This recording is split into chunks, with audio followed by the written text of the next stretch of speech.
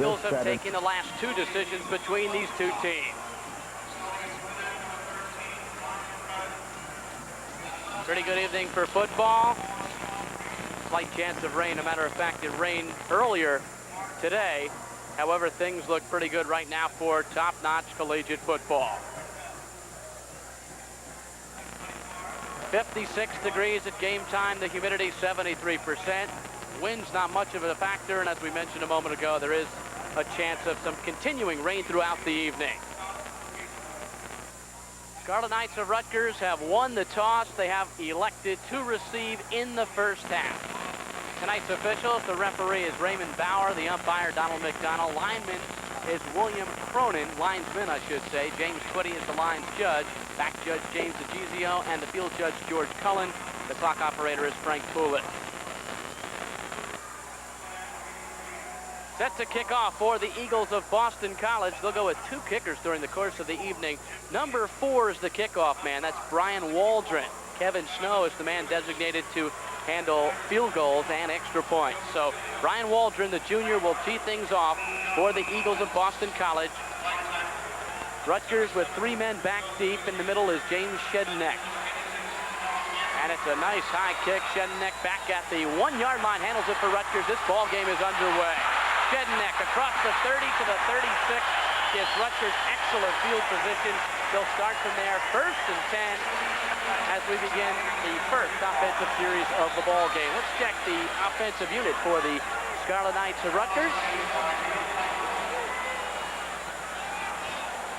Jack LaPrairie starts at quarterback, Vernon Williams the fullback, Albert Smith the halfback, Pendergrass and Baker are the wide receivers. The big center in the middle is Joe DiGilio, and Joe Panucci, the one change in the offensive line. He will start at right tackle, replacing Mike Brenner. 1st and 10, Rutgers from the 36, out of the I formation, split receivers both sides of the field, and on the first play of the ball game, Jack LaPrairie loses the snap from Joe DiGilio. LaPrairie does recover, and Rutgers will have 2nd down and 10. Eagles of Boston College going a 5-man front, and they're led by their big nose guard, Mike Ruth. The ends are also very effective in Thomas and Lubisher. Linebackers, 2 changes there. Ted Gaffney and Andy Hemmer replace Steve Diassi and Ed Von Nessing. Secondary, Pereira, Thurman, Ratajkowski, and Russell. 2nd down 10 for the Scarlet Knights of Rutgers from the 36. LaPrairie options the ball, keeps it up to the 40, and that is all. Well, last week against Connecticut, Rutgers came out throwing the football. They threw on 1st down quite often. I'm certain that tonight they would like very much to control that football on offense, unlike the Connecticut game where they had difficulty in running with the football, and keep quarterback Doug Flutie on the sidelines as much as possible. 3rd and 6 from the 40. 13 minutes, 49 seconds just underway. First quarter of play from Giant Stadium. Wide to the left this time. Andrew Baker. Alan Andrews goes in motion to the left. And LaPrairie for the first pass of the ball game. Has time. Throws across the middle. Complete to Andrews. Very close to a 1st down. Looked like he might have had it. Was pushed back. And he indeed does have a 1st down for the Rutgers Scarlet Knights. Well, Jack LaPrairie has to have time to pass. As Frank Burns said repeatedly during the week, pass protection is the key tonight. You see that he had good pass protection, and he catches Alan Andrews over the middle. Short, controlled type passing game, but just enough for the 1st down. Of course, that is the key, getting that 1st down. A week ago, LaPrairie 17 of 32, 53%, 173 yards. 1st and 10, Rutgers from their own 48. LaPrairie straight drop back, in trouble, throws across the middle, incomplete. The freshman game Lubisher, number 93, the right end, a senior from Oceanport, New Jersey. Somebody goofed for Rutgers because Lubisher, the right end, just came unmolested on the quarterback Jack LaPrairie. He did very well not to come down with a sack on that last play. Fortunate, I think he was throwing the ball away over the middle. 2nd and down and 10 yards to go for Rutgers from the 48-yard line. No score, just underway, 1st quarter of play. Morris Pendergrass wide left, Baker wide right. LaPrairie option, keeps the football into Boston College territory. Lubisher made the tackle for the Eagles at the Boston College 48. You know, it's not the amount of yardage that a quarterback gains when he runs with the football, although it certainly can determine the outcome of many college football games. It's when he gets that yardage. Certainly in that situation, it puts Rutgers in better position than they were prior to LaPrairie running with the football. Jack LaPrairie threw 1 touchdown last week, had 2 passes picked off. Twins to the right side, wide receiver to the left. Trips formation for Rutgers. 3 wide receivers in the football game. Baker, the tight end. Back to pass, LaPrairie has time, throws across the middle, incomplete, intended for Allen Andrews, and a flag is down on the play. Dave Pereira was around Allen Andrews. We'll have to wait for the official call from Raymond Bauer. It looks like the call will be going against Boston College, and that will be a break for Rutgers. Should give them a first down. Pass interference against the Eagles. First down, Scarlet Knights at the 41-yard line.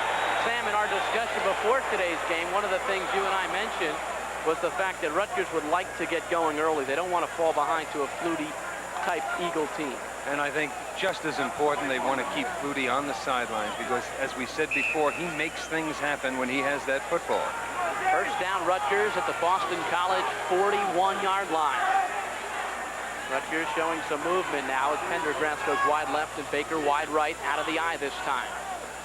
LaPrairie back to throw, has plenty of time, steps in the pocket, throws for Andrews, the big tight end inside the 40-yard line. Tackle made by David Thomas. And that was the kind of play Andrews was looked upon for last week. He caught 8 passes, all for short yardage. He's throwing in that area over the middle where Boston College, without their 2 starting linebackers, Steve Diassi and Ed Von Nessen, 2 of their best defensive players and certainly their best linebackers. Second down and 7, ball on the 38-yard line. Pendergrass to the right and Baker to the left. Albert Smith, the starting tailback today for Rutgers. LaPrairie pitches back to Smith. Albert Smith has some running room. He's to the Boston College 28-yard line, has a first down before Dave Pereira made the tackle. And what a fine pitch by Jack LaPrairie. Excellent play by Jack LaPrairie. He looks like Flutie on this play. Watch how he's hit just as soon as he turns to start that option play.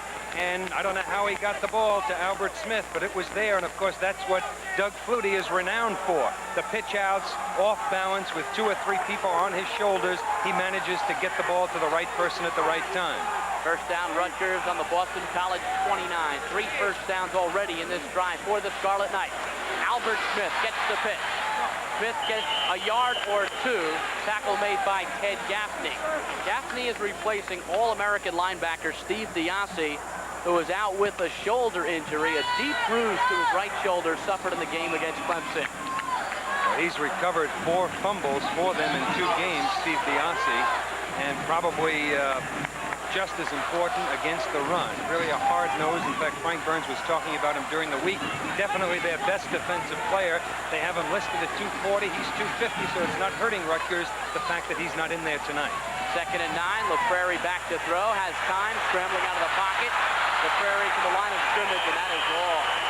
LaPrairie hit hard by George Ratajkowski and Ted Gaffney. Perhaps he moved out of the pocket a little bit prematurely on that last play. Quarterback, unless he sees an opportunity to get that first down, would prefer to throw downfield and find the open man. Here's a look at the rivalry. Eagles lead the series 3-1. First game back in 1919. In the recent series in 81-82, Boston College has won the last 2 ball games. Eagles 2-0, beat Morgan State, upset Clemson. Rutgers off the 22-5 victory over UConn a week ago.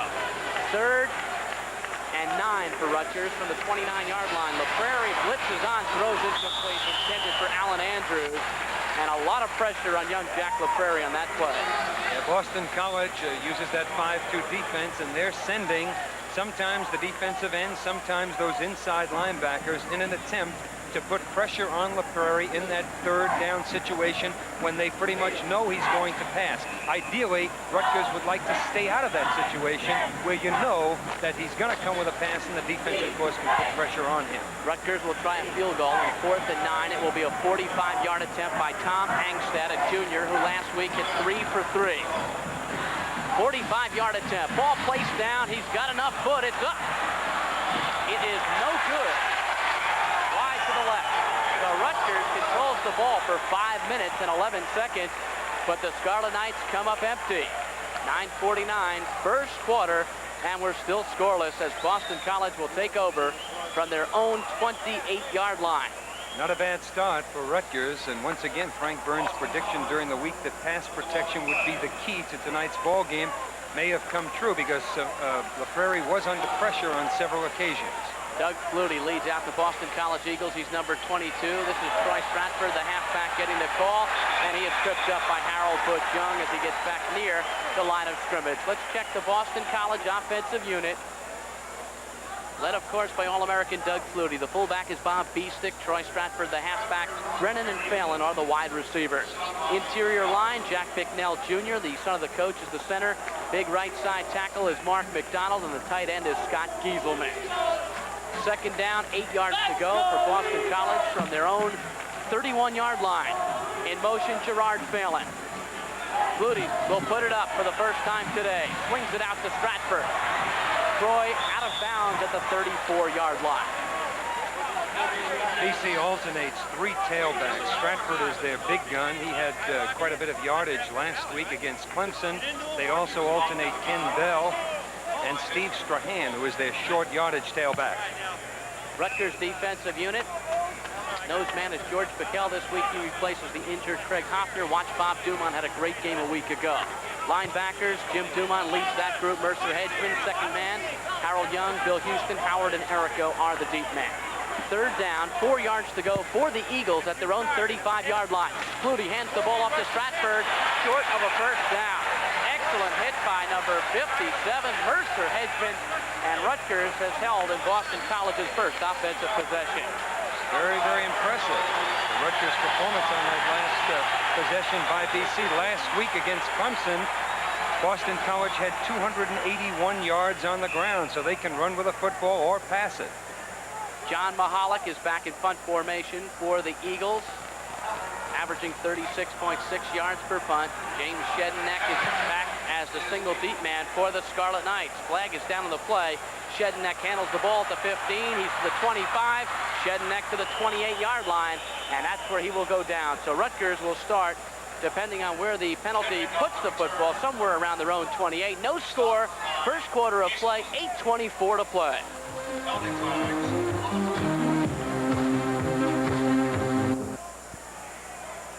Back at Giant Stadium, Bruce Beck and Sam DeLuca. No score, first quarter of play, 8 minutes, 24 seconds remaining. Rutgers, on the last punt, returned the ball to the 28-yard line, but a flag is down on the play. And Boston College now being informed what the penalty is. And as soon as there is some indication from our referee, Raymond Bauer, we will pass it along to you. Oh, they're going to perhaps give the Eagles a first down, Sam. If it is marked from the line of scrimmage, which it seems to be, it will give Boston College a first down, and they will maintain possession of the football. And boy, would that be a big break.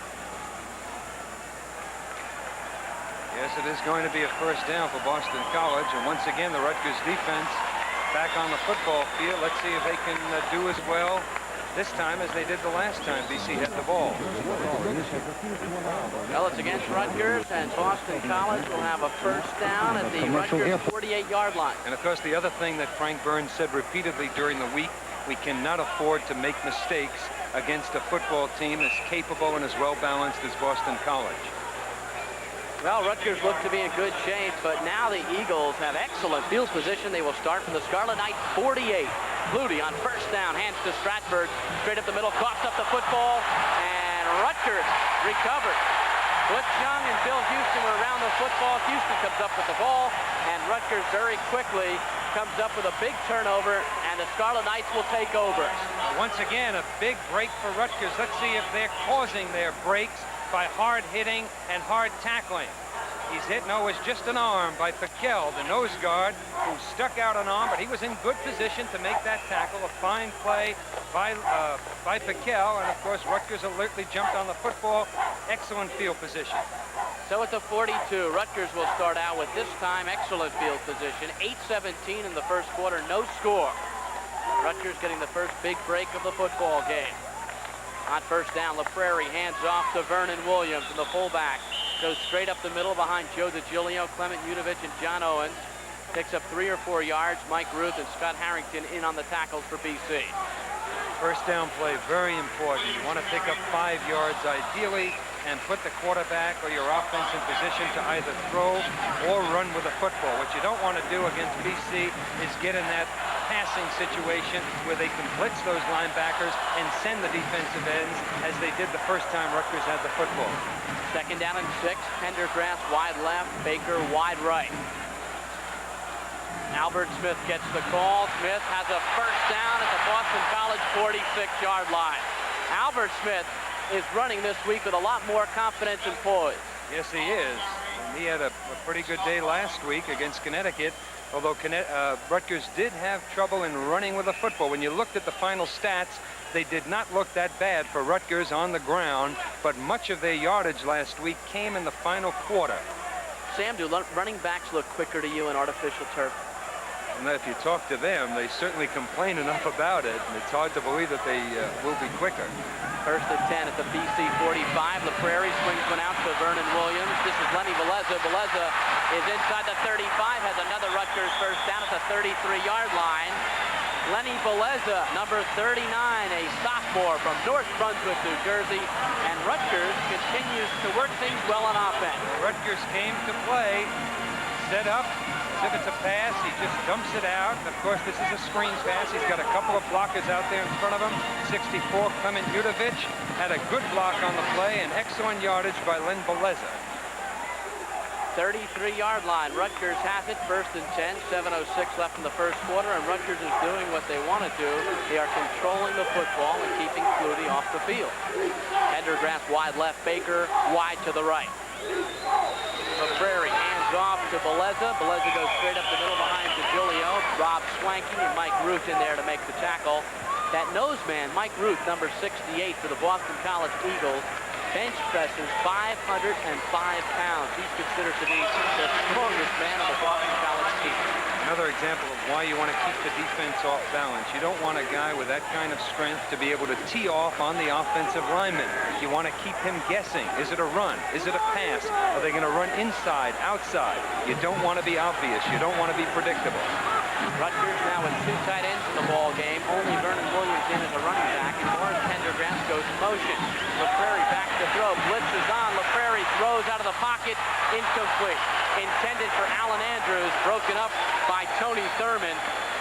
And Sam, that's the kind of play that if you're a coach, you've got to worry a little bit. LaPrairie was under pressure and maybe should have even thrown the ball. Now, sometimes you have to have some confidence in your quarterback, and I think that is what has distinguished Doug Flutie and Jack Bicknell as coach. The fact that Bicknell has given Flutie free rein to do the things he does best. He hasn't demanded some of the discipline that other coaches might demand of their quarterback, and certainly it has worked well for BC and Doug Flutie. Trips now for Rutgers. 2 wide receivers to the right, 1 wide receiver to the left. LaPrairie back to throw, third down, blitz again, and again a fine defensive play, this time by Dave Pereira, who stepped in front of Alan Andrews and knocked the football away. Had he had a little more on the football, he might have had a completion, but again, watch the pressure now. They're sending everybody. The defensive ends come from the outside, over the inside. Nobody picks him up. He comes free on LaPrairie. LaPrairie was dropping back, and that, of course, is the reason he couldn't get much on the football. 4th down, and this time Rutgers from the 32 of Boston College elects to punt it away. Back deep, Gary Liska had a fine week last week against Connecticut. Had some trouble last year, but improved dramatically in last week's game. Low snap, but Liska has time and gets it away. And he goes for the coffin corner, and he gets it at the 5-yard line. So Boston College will start deep in their own territory. 6 minutes, 11 seconds left in the first quarter. No score, Rutgers and Boston College.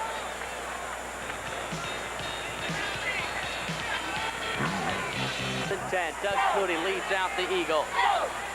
Here's Troy Stratford. Stratford to the 9, and he is really popped by Jim Dumont. I'll tell you, Rutgers came to play. There's some fierce hitting down there, and the guy that catch him on that last play, but he made an excellent play the first time that BC had the ball was Butch Young. They have him listed at 5'8" and 170, but he hits like a 200-pounder. Stratford gets 4 on the play. 2nd down and 6 at the 9-yard line. Stratford is from nearby Linden, New Jersey, just a sophomore. Doug Flutie, number 22, strange number for a quarterback, but then again, he's far from usual. He can do everything. Hands off to Stratford, straight up the middle, and gets near the 14-yard line. Sam, you know those little running backs that have a center of gravity close to the ground? Well, Stratford's one of them. You think you have him, but he seems to edge away. He's an excellent running back, sort of hides behind that offensive line. Last year, the strength of the BC offensive line was right in the middle. The two guards in the center. They've got 3 new players in there this year, but certainly last week against Clemson, they performed well for Boston College. Third down and less than a yard for the Boston College Eagles, just near the 15-yard line. Stratford gets the call again, has a first down, breaks the tackle up to the 21-yard line. Second first down for the Boston College Eagles. Right up the middle, you see the offensive guard, number 61, Glenn Reggio, came down on George Piquel. Piquel a little bit undersized to play that nose guard position, 6'1", 230 pounds. So the Eagles getting 1 penalty early in the game for a first down, and here getting their second first down in the ball game. From the 22-yard line, first and 10, Flutie hands off to Stratford, big hole. Stratford twists away from a couple of men and rambles up to the 27-yard line. Stratford really came into his own last year against Rutgers, had 132 yards and 17 carries at the game in Chestnut Hill. Well, he's a daylight runner now. He's got the speed, the breakaway speed. He's got a pretty good blocking there. In fact, nobody touches him until he gets down into the secondary. I think he made the wrong cut that time, but he certainly did well after being hit by one of the Rutgers secondary people. Might have done better had he broken straight up the field, right down the middle. Second down, 4 yards to go, ball at the 27-yard line. Allen wide to the right.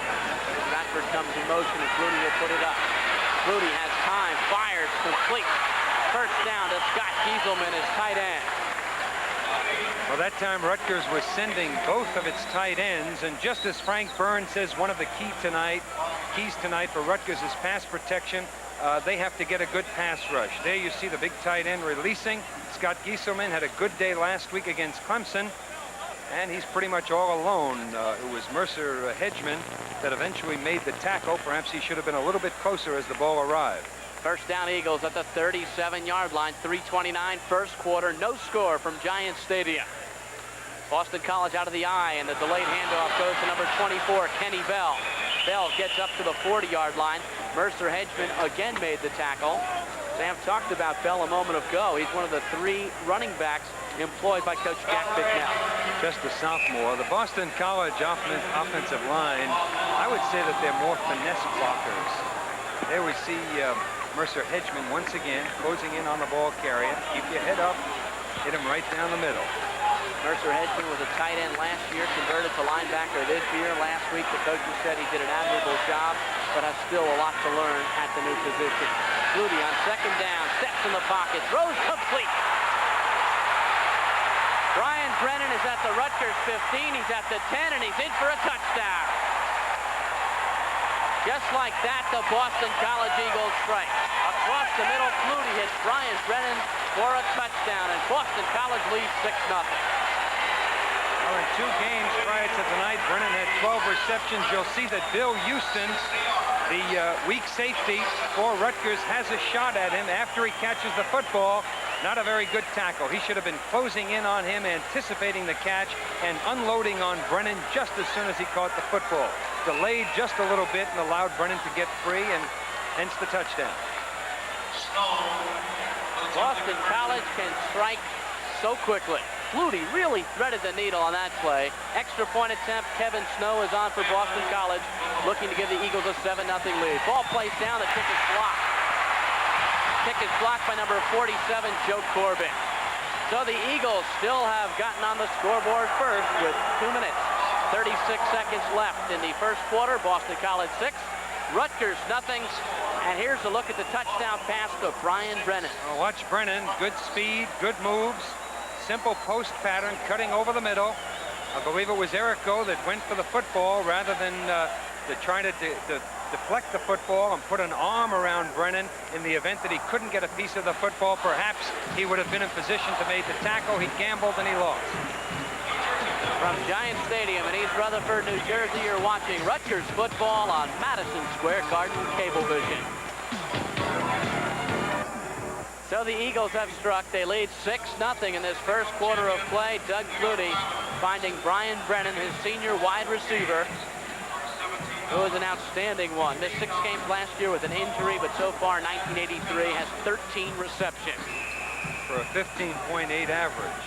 Brian Waldron will kick off for the Eagles. James Shedenek is the deepest man for Rutgers, and Shedenek will take it at his own 4 to the 10, 15, 20, 30-yard line.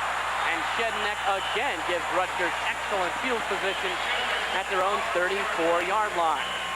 Got to be impressed with Shedenek. You remember last week he returned 4 punts for Rutgers and did quite well on all occasions. Sam, going back to that last pass, Flutie looked like a professional quarterback threading the needle there. Pass was right on target. Hard to tell whether Eric could have gotten a piece of it or not, but when you're not sure about it, sometimes you play it safe and make sure you're going to get the tackle if you don't get a piece of the football. 34-yard line, 1st and 10 Scarlet Knights. Jack LaPrairie leads out Rutgers, back to throwing 1st down. In trouble, gets away from one man, still looking, cuts against the strain of the field. LaPrairie to the 40, has a 1st down. An outstanding individual job by Jack LaPrairie. It certainly can help when your quarterback can run with a football, and LaPrairie does move well. It was Rob Swanke, number 92, who broke in on LaPrairie, never gave him time to set up. Clement Udovich missed the block. You see the pressure on LaPrairie. Heads up play now, moves to his left and finds an opening to his right and puts on some speed. Once again, got to be a challenge and a big night for LaPrairie, an opportunity to go up against Doug Flutie, the potential Heisman candidate, preseason All-America choice. Heck of a block by Joe Panucci on that last play. 1st down Rutgers at their own 46. Hand off. Meleza straight up the middle. And I believe the whistle has blown after he rambled into enemy territory. And of course, that's exactly what Rutgers would like to do, get good yardage on the ground on 1st down situations. Not only would keep Flutie on the sidelines, but there's less chance of a turnover or lost yardage with a run. You can't get sacked when you're running with a football. Also keeps the defense honest. Can't concentrate on the run or the pass when you have a balanced attack. Minute 46, 1st quarter of play. Boston College leads Rutgers 6-0. 2nd down for the Scarlet Knights. LaPrairie rolls out to his left, fires to a wide open receiver. It's incomplete.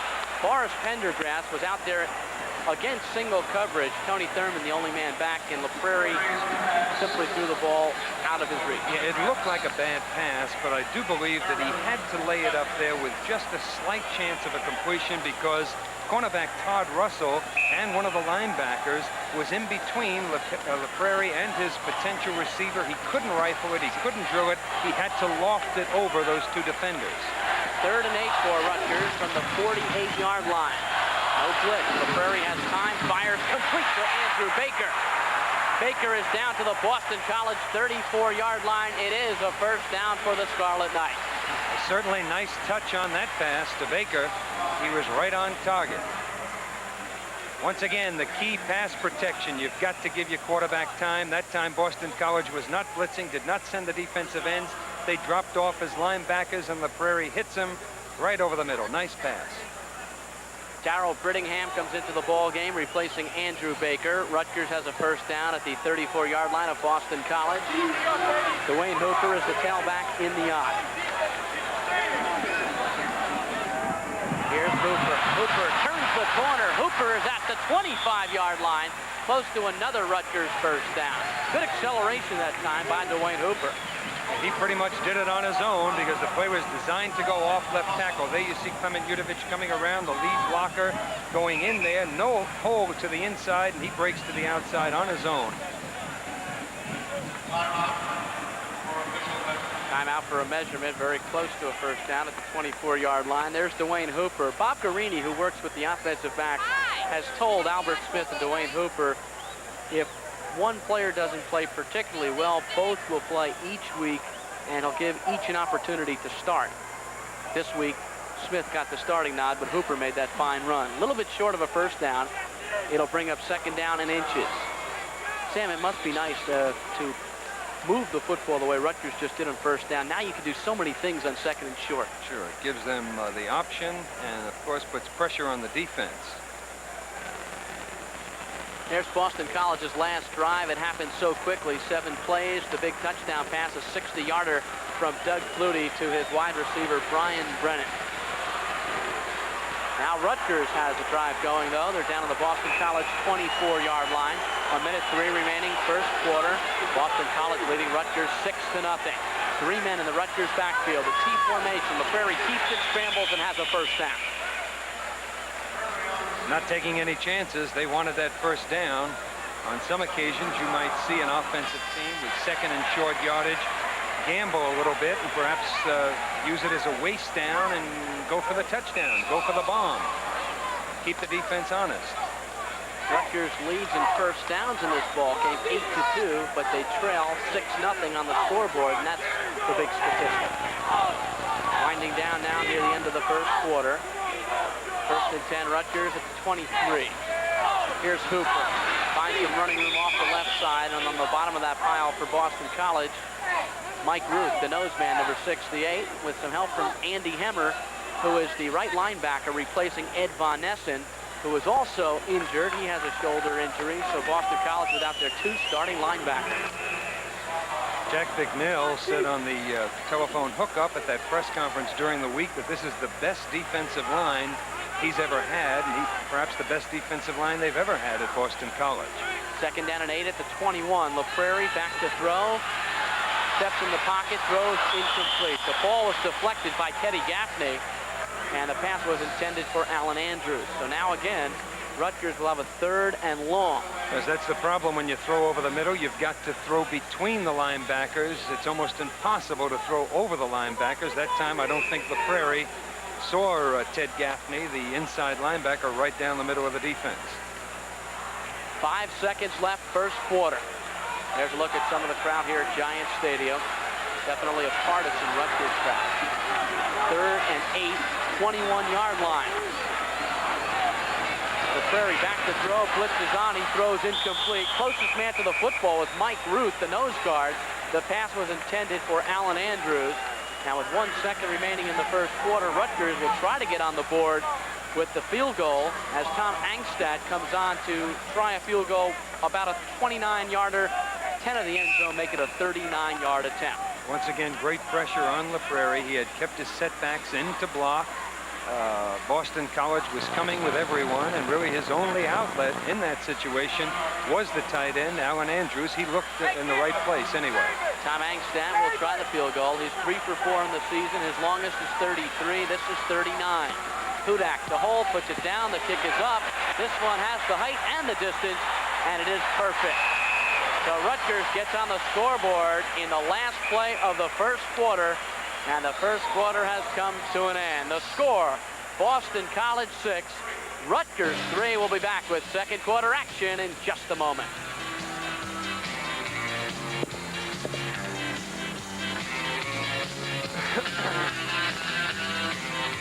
At Manufacturers Hanover, we make the facts work for you. That's why you're coming to us for the facts on savings, facts on credit needs. You're also calling our special fact phones, using our fact coupons and fact sheets, attending our free fact seminars. You're even getting the facts and cash from our MHT 24-hour banking centers. So keep coming to Manufacturers Hanover Trust, where our facts make your money worth more. Look where the facts got us.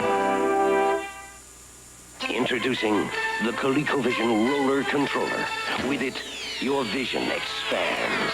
Now, speed all over the screen, fire up or down. It comes with Slither as a bonus. But the excitement doesn't stop there. It makes arcade games like Pepper even peppier. Spaceships travel at the speed of light, and apes go ape. Expand your vision with the Roller Controller. Because your vision is our vision. ColecoVision. It has turned into a beautiful night for football here at Giant Stadium, and a pretty good first quarter of play as the Eagles lead Rutgers 6-3. And there's that defensive unit of Boston College being talked to right now. They haven't been as sharp as I thought they might be.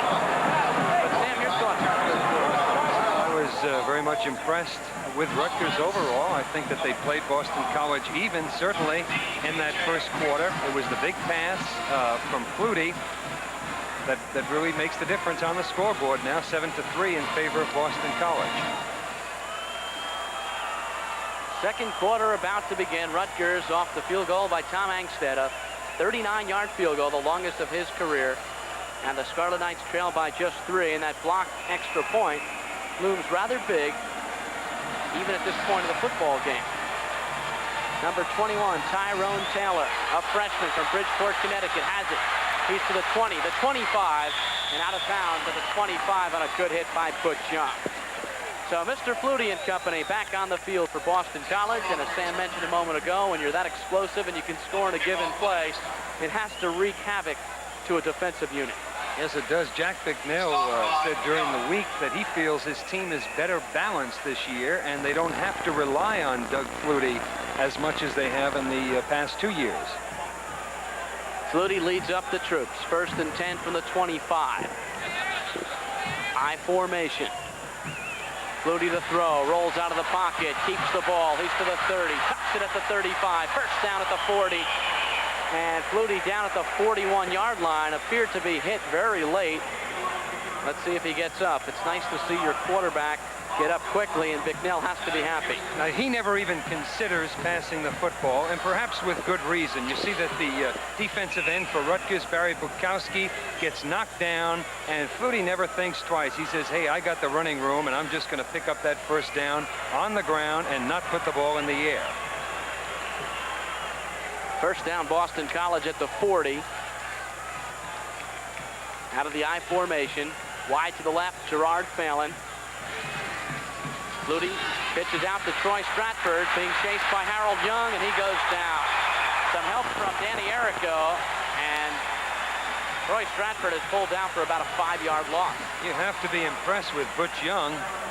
Watch how he breaks into that backfield now. This is a guy just 5'8", 170 pounds, a junior. Look how he just takes on the running back. He holds on, waits for help. He probably would have brought him down even if he hadn't received any help from Dan Errico. Tough, hard-nosed. I like the way you say wait for help. That's what the little guy has to do, right? Well, you always want to do that in the open field. You know, you should be pursued, and there should be some help coming. 2nd and 15, Flutie, straight drop back, has plenty of time, rifles a bullet in and out of the hands of Brendan Murphy in a tight end, and Mercer Hedgeman and Harold Young back in the defensive coverage. Doug Flutie has been under a microscope this week. He has been on practically every network television station. He has been interviewed by practically every interviewer, and the young man has held up extremely well. I was really impressed the way he handled that press conference.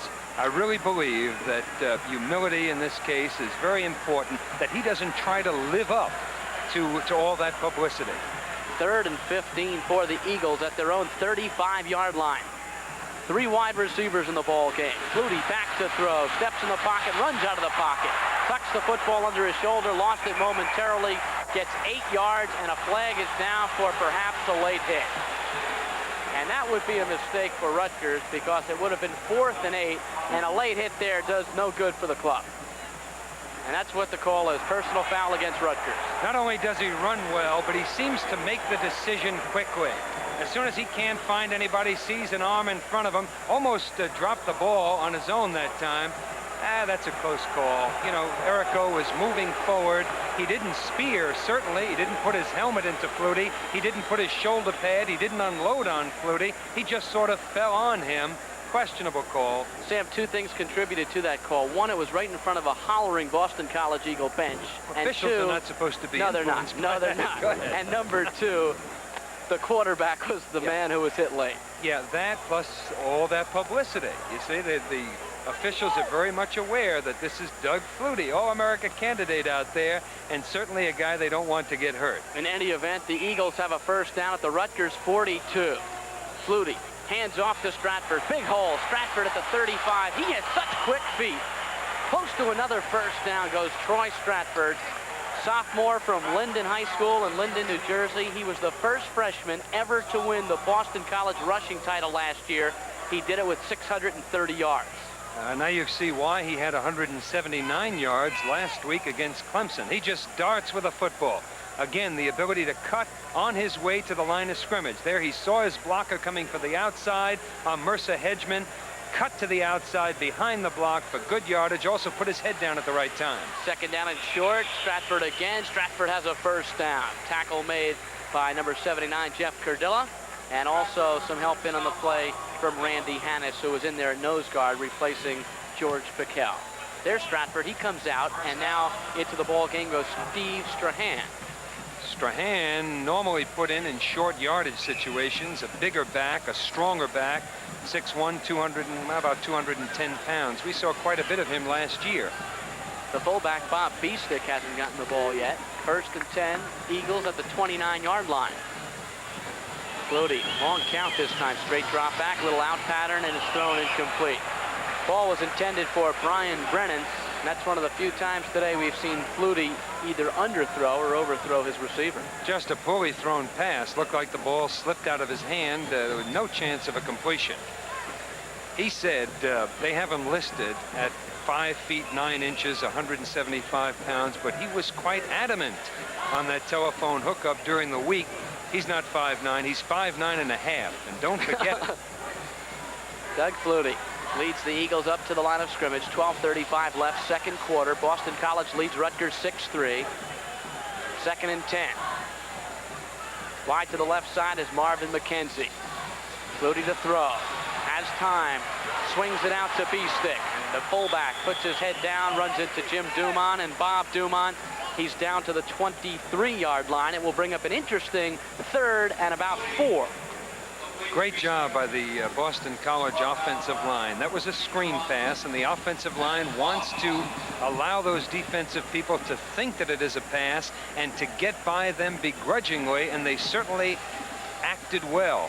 Nobody read it on the part of the Rutgers defense, primarily because of the fine blocking on the left side of that line, where they hold them for a couple of seconds and then break out into the flat. Call it 3rd and 5. Wide to the left, Brennan. Wide to the right, Phelan. Flutie has time, steps into the pocket, throws complete to Brennan.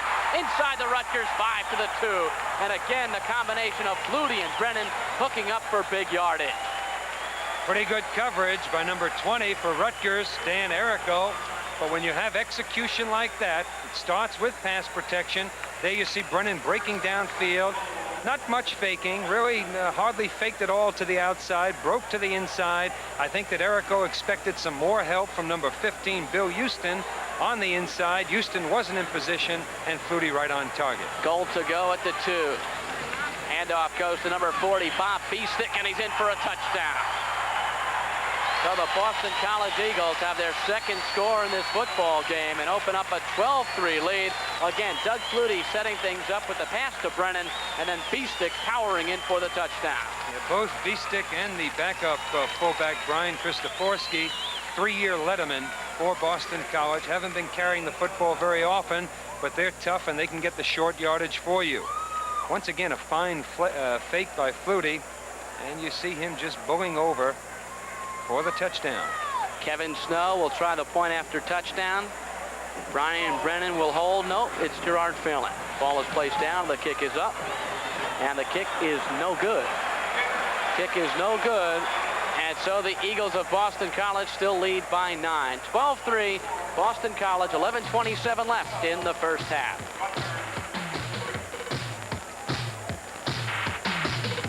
Kevin Snow of Boston College missed only 2 extra points all last season. He was 28 for 30, and already tonight he's had 1 block and hit 1 wide. So Boston College has 2 touchdowns, but only 12 points. They lead Rutgers 12-3, and Flutie has 1 touchdown pass to Brian Brennan and a short touchdown run by Bob Beestick.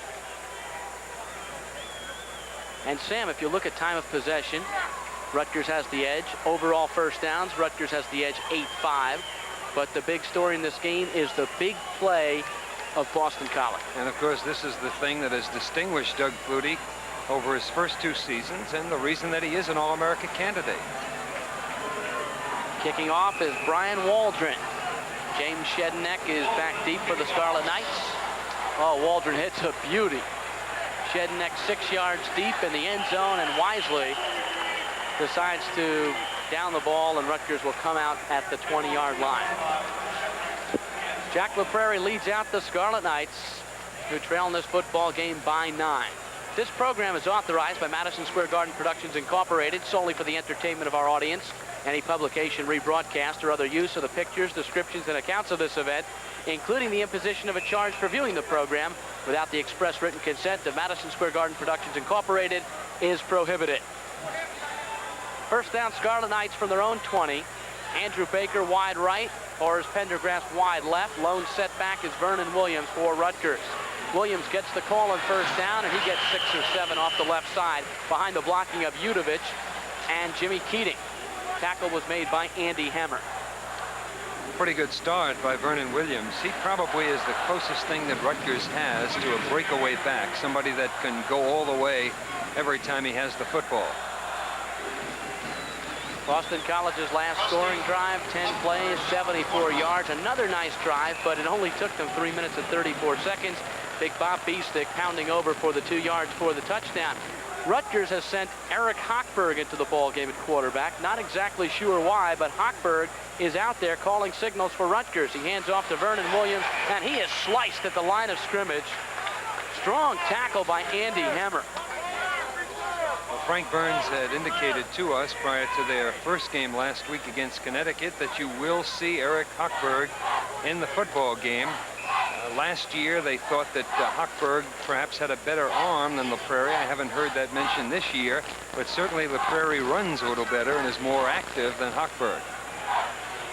LaPrairie had played very well in the first quarter and a half, so I'm not exactly sure why the coach, Frank Burns, went with Eric Hochberg, but in any event, it's 3rd down and 2. Hochberg steps up, he is hit. The ball is thrown incomplete. He had moved his arm forward, therefore an incompleted pass was called, and Rutgers will have to punt on 4th down. Good strong pressure by Paul Shaw, number 46.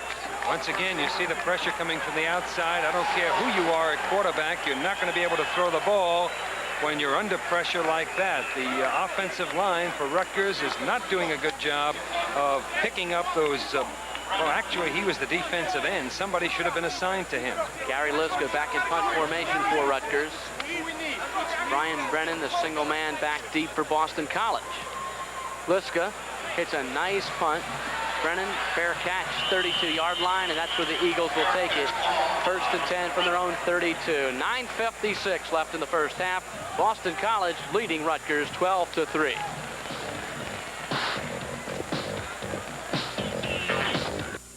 Introducing the ColecoVision Super Action Controller Set. With it, your vision expands. Now play all ColecoVision games and new Super Action baseball, boxing, or football. Plot strategies in advance, offense or defense. It's the first controller to move 4 individual players at once. And you get Super Action baseball with multi-screens as a bonus. Expand your vision with the Super Action Controller Set. Because your vision is our vision. ColecoVision.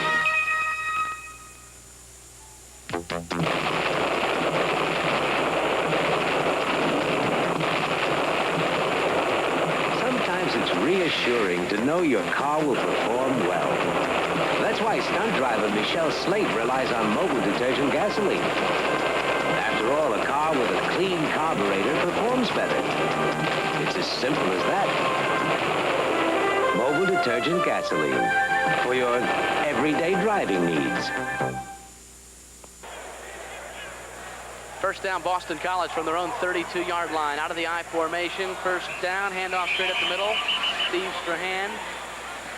Billy Beshner in on the tackle for Rutgers with some help from Jim Dumont.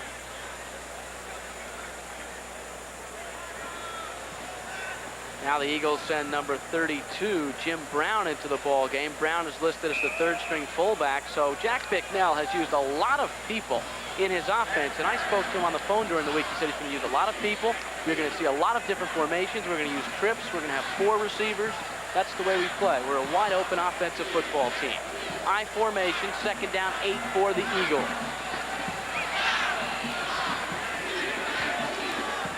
Flutie hands the ball off to Stratford, and Stratford gets a couple of yards. Butch Young made the tackle. You watch that offensive line for Boston College, and they don't really fire out and try to overpower people. They're not what we call drive blockers. They're more finesse blockers. They'll hit, they'll turn, they'll strive to get position on the defensive people rather than just move them off the line of scrimmage.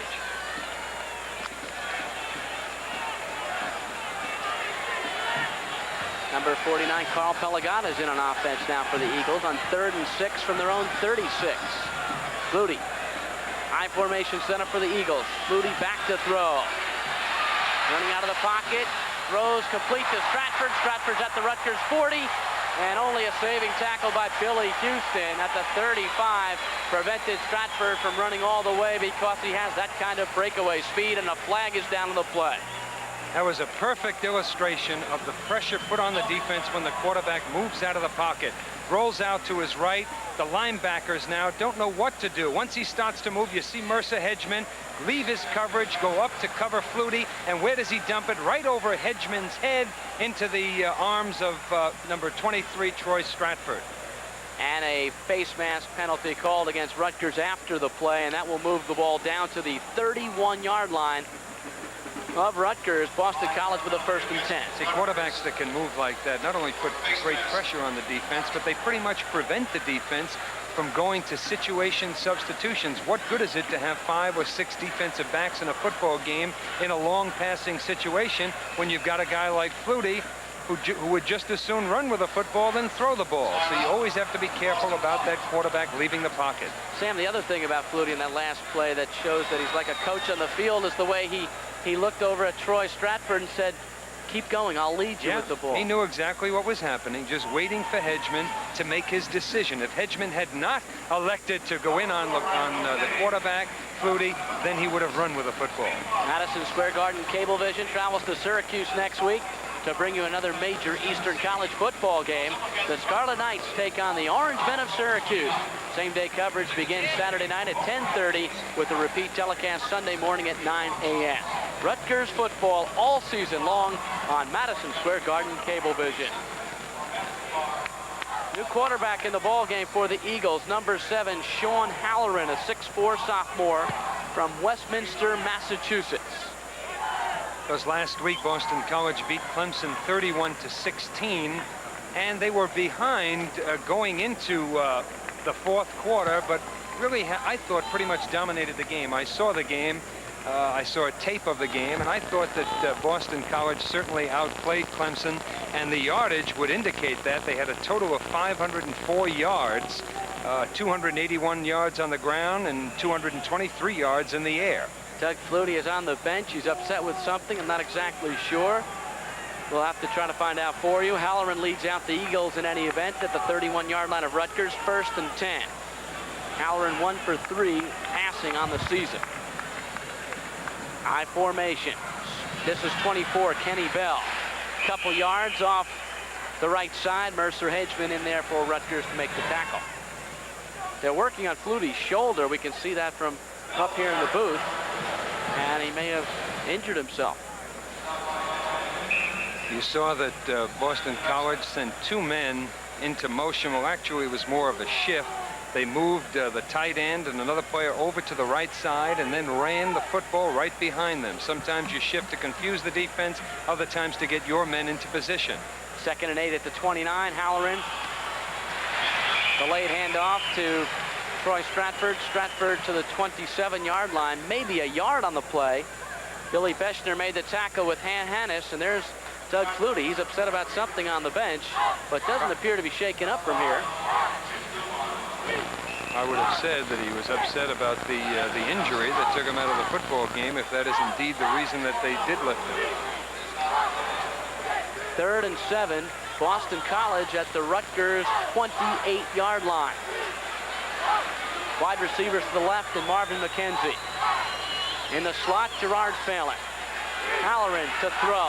Steps in the pocket, throws to Stratford, complete, short of a 1st down at the 25-yard line. Jim Dumont, who does such an outstanding job at picking up receivers coming out of the backfield, made the tackle. Well, if there was any thought that Boston College might have taken Rutgers lightly and not be up for this football game, I think it can be dispelled. They came in ready to play. They remembered quite well that they were lucky to win that game last year against Rutgers, and Bicknell said during the week his team would be ready, and they are. Field goal attempt.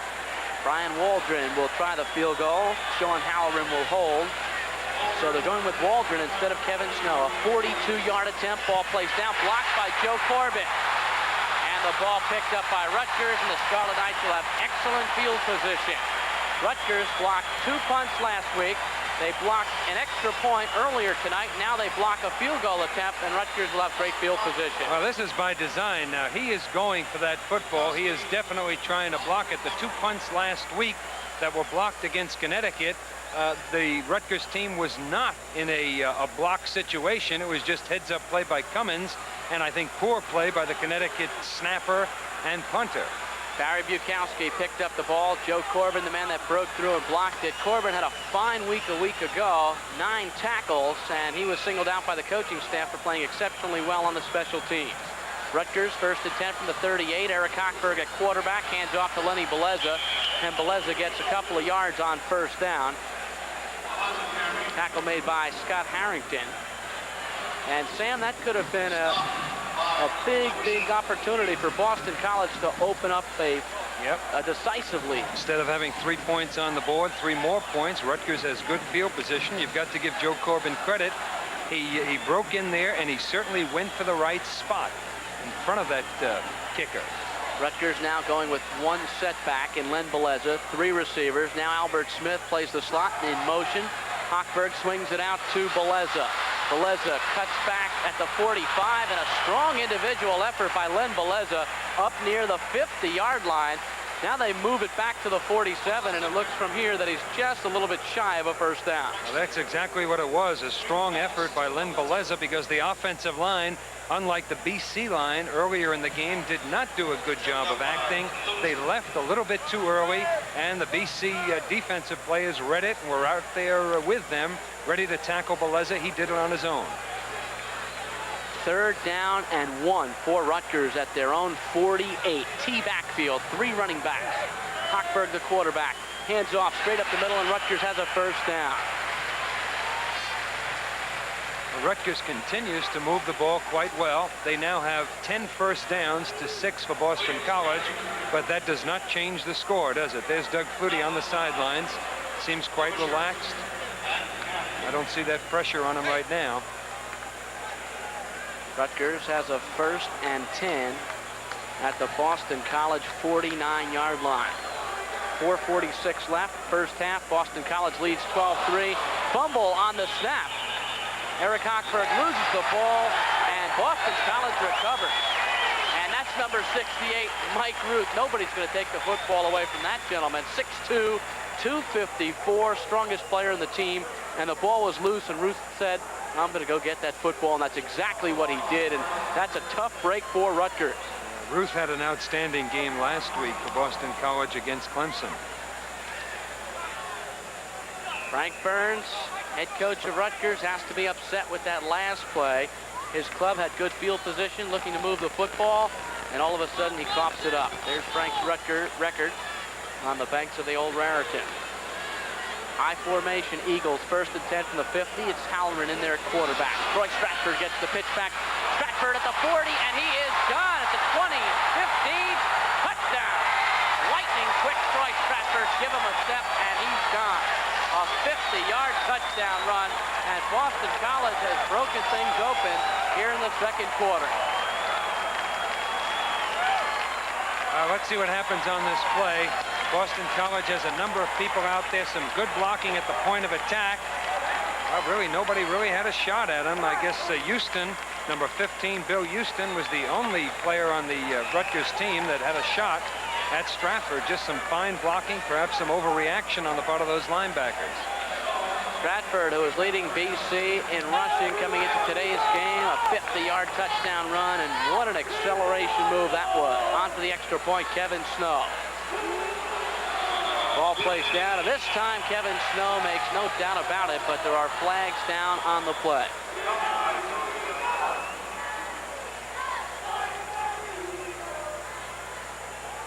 Extra point was good, but illegal procedure called against Boston College, and they'll try it again. Sam, I saw Troy Stratford play in high school for Linden High School in Linden, New Jersey. He also was an outstanding basketball player, and I saw him perform there as well. Can you believe that he could dunk a ball at 5'8"? Just an unbelievable athlete. Well, he certainly showed us a lot on that last run. Good quickness, didn't break any tackles along the way. You have to credit his offensive line. When a running back does not get hit at all and nobody even gets a piece of him, you've got to give credit to those blockers up front and the other setback who had a good block on the play. Snow will now try the extra point from 25 yards.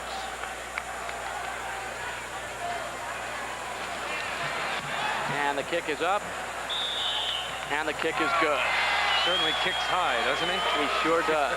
Boston College leads 19-3 with 4 minutes and 30 seconds left in the first half. From Giant Stadium in East Rutherford, New Jersey, you're watching Rutgers football on Madison Square Garden Cablevision.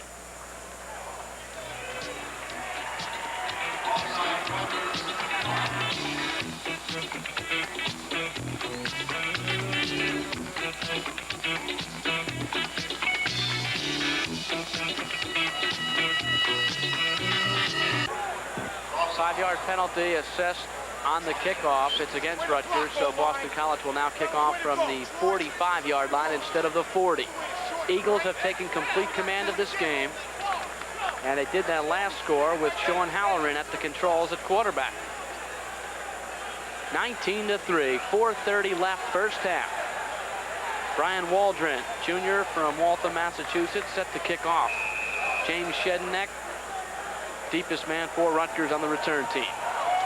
And Shedenek goes 5 yards deep, maybe 6 yards deep, and again, he'll down the ball, and Rutgers will start at the 20. Flutie is going to the locker room. So that is all for Flutie in this first half of play. And of course, this changes things considerably. There's still a sufficient time in the football game for Rutgers to adhere to its game plan.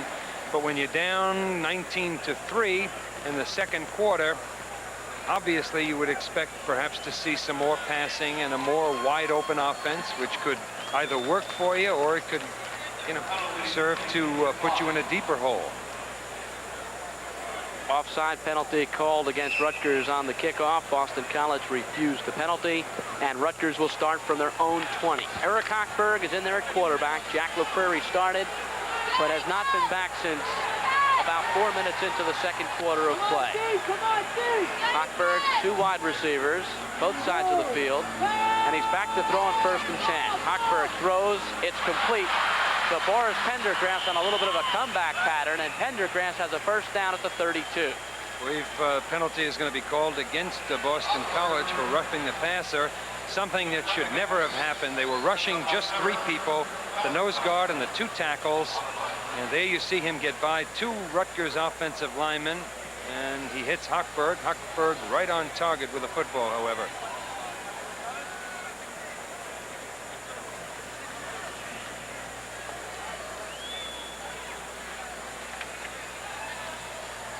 So Rutgers will get some additional yards off this penalty.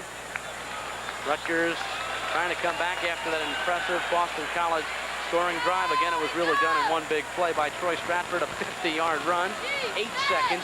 I don't know if I would call that a drive as much as I would a burst, Sam. Didn't take much time, did it? No, it didn't. And of course, one of the reasons stats can be misleading. The quick scores for BC have given the ball back to Rutgers repeatedly. Hochberg back to throw. He goes complete to Alan Andrews. Andrews up to the 43. On that last play, Rutgers elected to take the penalty and not the completion to Pendergrass because they got a couple of extra yards out of it, 15 instead of 13. And now Andrews hauls in the pass for about 8 yards. 2nd down and 2. And with 3:58 left in this first half, Sam, Rutgers badly needs a score. Yes, they do. Nice pass by Eric Hochberg. Again, Boston College rushing just 3 people, so they had 8 people in coverage, and he had to get the ball to Andrews quickly and right on target, which he did. In motion, Andrew Baker to the left. Hochberg steps up, throws complete.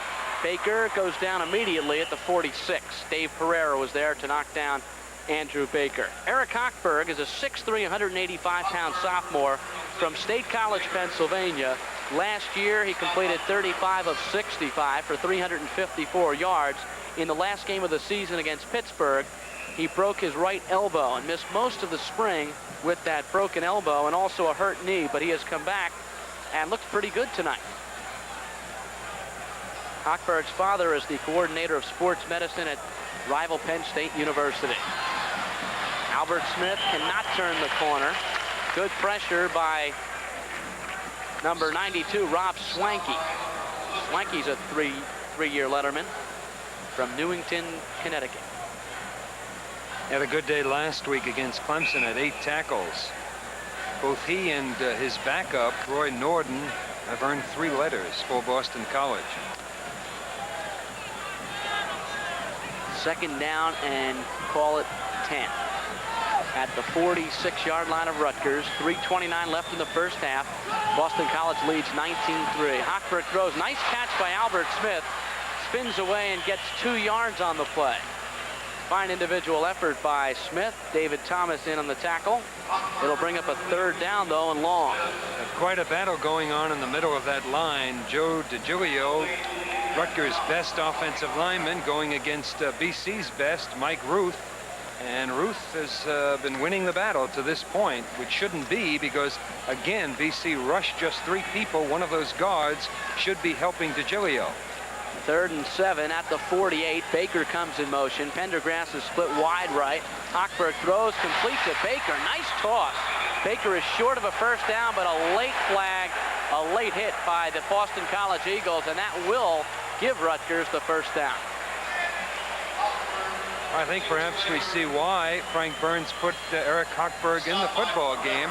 He certainly throws well, more of a traditional type quarterback. That time he did roll out, overhand delivery, once again on target. Not a long pass, but even though it was a short distance, it had to be timed properly and it had to be right on target, because that receiver was running laterally toward the sideline and no time to adjust. The ball doesn't travel that far to allow an adjustment. That's one of the toughest passes in my mind to throw. You don't have to have a lot on it, but it's got to be almost pinpoint perfect. First down, Rutgers at the 31. Eric Hochberg in there at quarterback. Jack LaPrairie started, but he is not even on the sidelines, we were informed, at this point of the first half. 2:46 left in the half.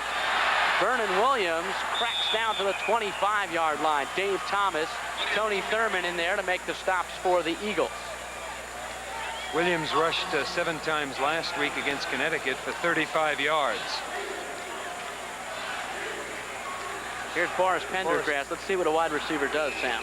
Well, runs downfield, and when he knows the ball is being run, well, not a bad block. Well, I wouldn't write home about it. Perhaps he should have attacked a little bit more. Second down and 4 at the 25. 2:10 first half. Hochberg fires, complete to Albert Smith, breaks a tackle, and Smith is inside the 15, has a first down at the 13, and Eric Hochberg has really ignited this Rutgers offense. Once again, right on target. He throws between 2 defenders now. He's got to thread the needle. There you see someone going in motion. Roll out to his left, right-handed quarterback. Right on target between the defensive end and the safety, Dave Pereira. Pretty good balance by Albert Smith. First down, Rutgers. Smith gets the call. Smith inside the 10 to the 9-yard line. Albert Smith running well, receiving well tonight. He's a good receiver, according to Frank Burns, and you have to be impressed once again the way Rutgers has come right back on this drive, mixing it up both on the ground and in the air. Most of the yardage coming via the pass, but running just enough to keep that defense off guard. Albert Smith led the Scarlet Knights in rushing last year as a freshman with 466 yards on 130 carries. Going into tonight's game, 9 carries, 58 yards in that performance last week. His long gain was 44 yards, and now the crowd has something to cheer about. At least the Rutgers side has something to cheer about. Boston College rooters who have journeyed down from Chestnut Hill have had a lot to cheer about in this first half. When you talk about keeping the defense honest, Bruce, you're talking about keeping the secondary in a position where they can't come up and close in on the run too quickly, where the linebackers can't drop back into pass coverage too quickly, and where those defensive linemen up front don't know it's going to be a pass and can't really tee off and concentrate on the pass rush. They've got to be more guarded. They have to take on the offensive linemen. They have to be prepared for both the run and the pass. A minute 40 left in the first half. Boston College 19, Rutgers 3. Rutgers with 2nd down and 6 at the Boston College 9-yard line. Because this is a situation where you might see Boston College perhaps blitzing a little bit more, or sending the defensive ends and not dropping them off into pass coverage as if it were a 3-4 defense. Wide to the right, Pendergraft. Wide to the left, Baker. Hochberg to throw. Looks, fires for Andrews, and it is incomplete. Good defensive play by Tony Thurman. The free safety was back there to bat the ball away from Alan Andrews. It brings up a crucial you got to third question down. that choice by Eric Hochberg. He had Vernon Williams out in the flat. There was good coverage downfield. Once again, they were not rushing, well, they were rushing 4 people on the play, and he elected to throw into a crowd. 3rd and 6 at the 9. Pendergraft wide right. Hooper slot right. Baker goes in motion right. Hochberg rolls right. Looks, fires, complete. Hooper, touchdown Rutgers. Fine pass by Eric Hochberg to Dwayne Hooper. The flow was all going right. Hochberg came with the flow and hit Hooper for the TD. Well, you certainly can't question that decision as to where to throw. But once again, a nice pass by Hochberg. He had to have something on the football. There were a host of defenders in the area. Had the ball hung up there or not been right on target, a good chance that it might have been deflected. There you see, between 3 people. Once again, watch the rollout. Doesn't move quite as well as LaPrairie, but seems to know exactly where he's going to throw the ball, makes that quick decision, and nice overhand delivery once again. You know, if he would have led Hooper a little bit more, the ball might have been knocked away. In that particular case, being a little bit behind him, Hooper shielded his body and caught the ball. You've got to assume that he did that intentionally. Nice pass. Give him the credit. 19-9, minute 30 left in the first half, and Rutgers quickly is right back in the ball game. Excellent drive. Eric Hochberg marching Rutgers down the field. A couple of fine receptions by Albert Smith, Dwayne Hooper. Rutgers throwing to their backs. That's something that Dick Curl had told me earlier in the season, that one of the things you'll see from us this year is more wide open football offensively. We're going to throw to our backs. We're going to use 3 or 4 receivers in a ball game. We're going to go with trips. We're going to go with quad receivers, and that time Hooper made a nice reception. Yeah, as we said before, they're rushing 3 people on many occasions, so you've got 8 people in coverage and very little likelihood of completing the long pass. Rutgers going for 2, down by 10. 3 men in the backfield. Now Baker sprints out all the way to the right side. In motion, Alan Andrews. Hochberg back to throw, fires for Andrews, and it's incomplete. So the 2-point try broken up by David Thomas, and the score remains the same. Boston College 19, Rutgers 9, with a minute 30 left in the first half. Throws the ball. Perhaps he should have lofted it a little bit more. He gave time for that linebacker to come between the receiver. That was David Thomas, who deflected the football for Boston College. I was a little surprised there that Rutgers would go for 2. If they pick up 1 point, they're down 9, and then a touchdown and a field goal puts the club in front. Frank Burns wanted to go for 2, and I guess his reasoning there is a touchdown and a 2-point conversion ties the game, but it's awfully early to start guessing for 1 point here or there. I'd have to have more time to really think about that one. Okay. I certainly am not going to question. I never do question calls like that. It really becomes pointless. There's always another side. Yeah, there's always another side to the story. All right. 1:30 left, first half. Good football game. A lot of excitement, a lot of big plays. Intense rivalry developing between these 2 Eastern College football teams, both trying to climb the ladder of success and reaching major college football status.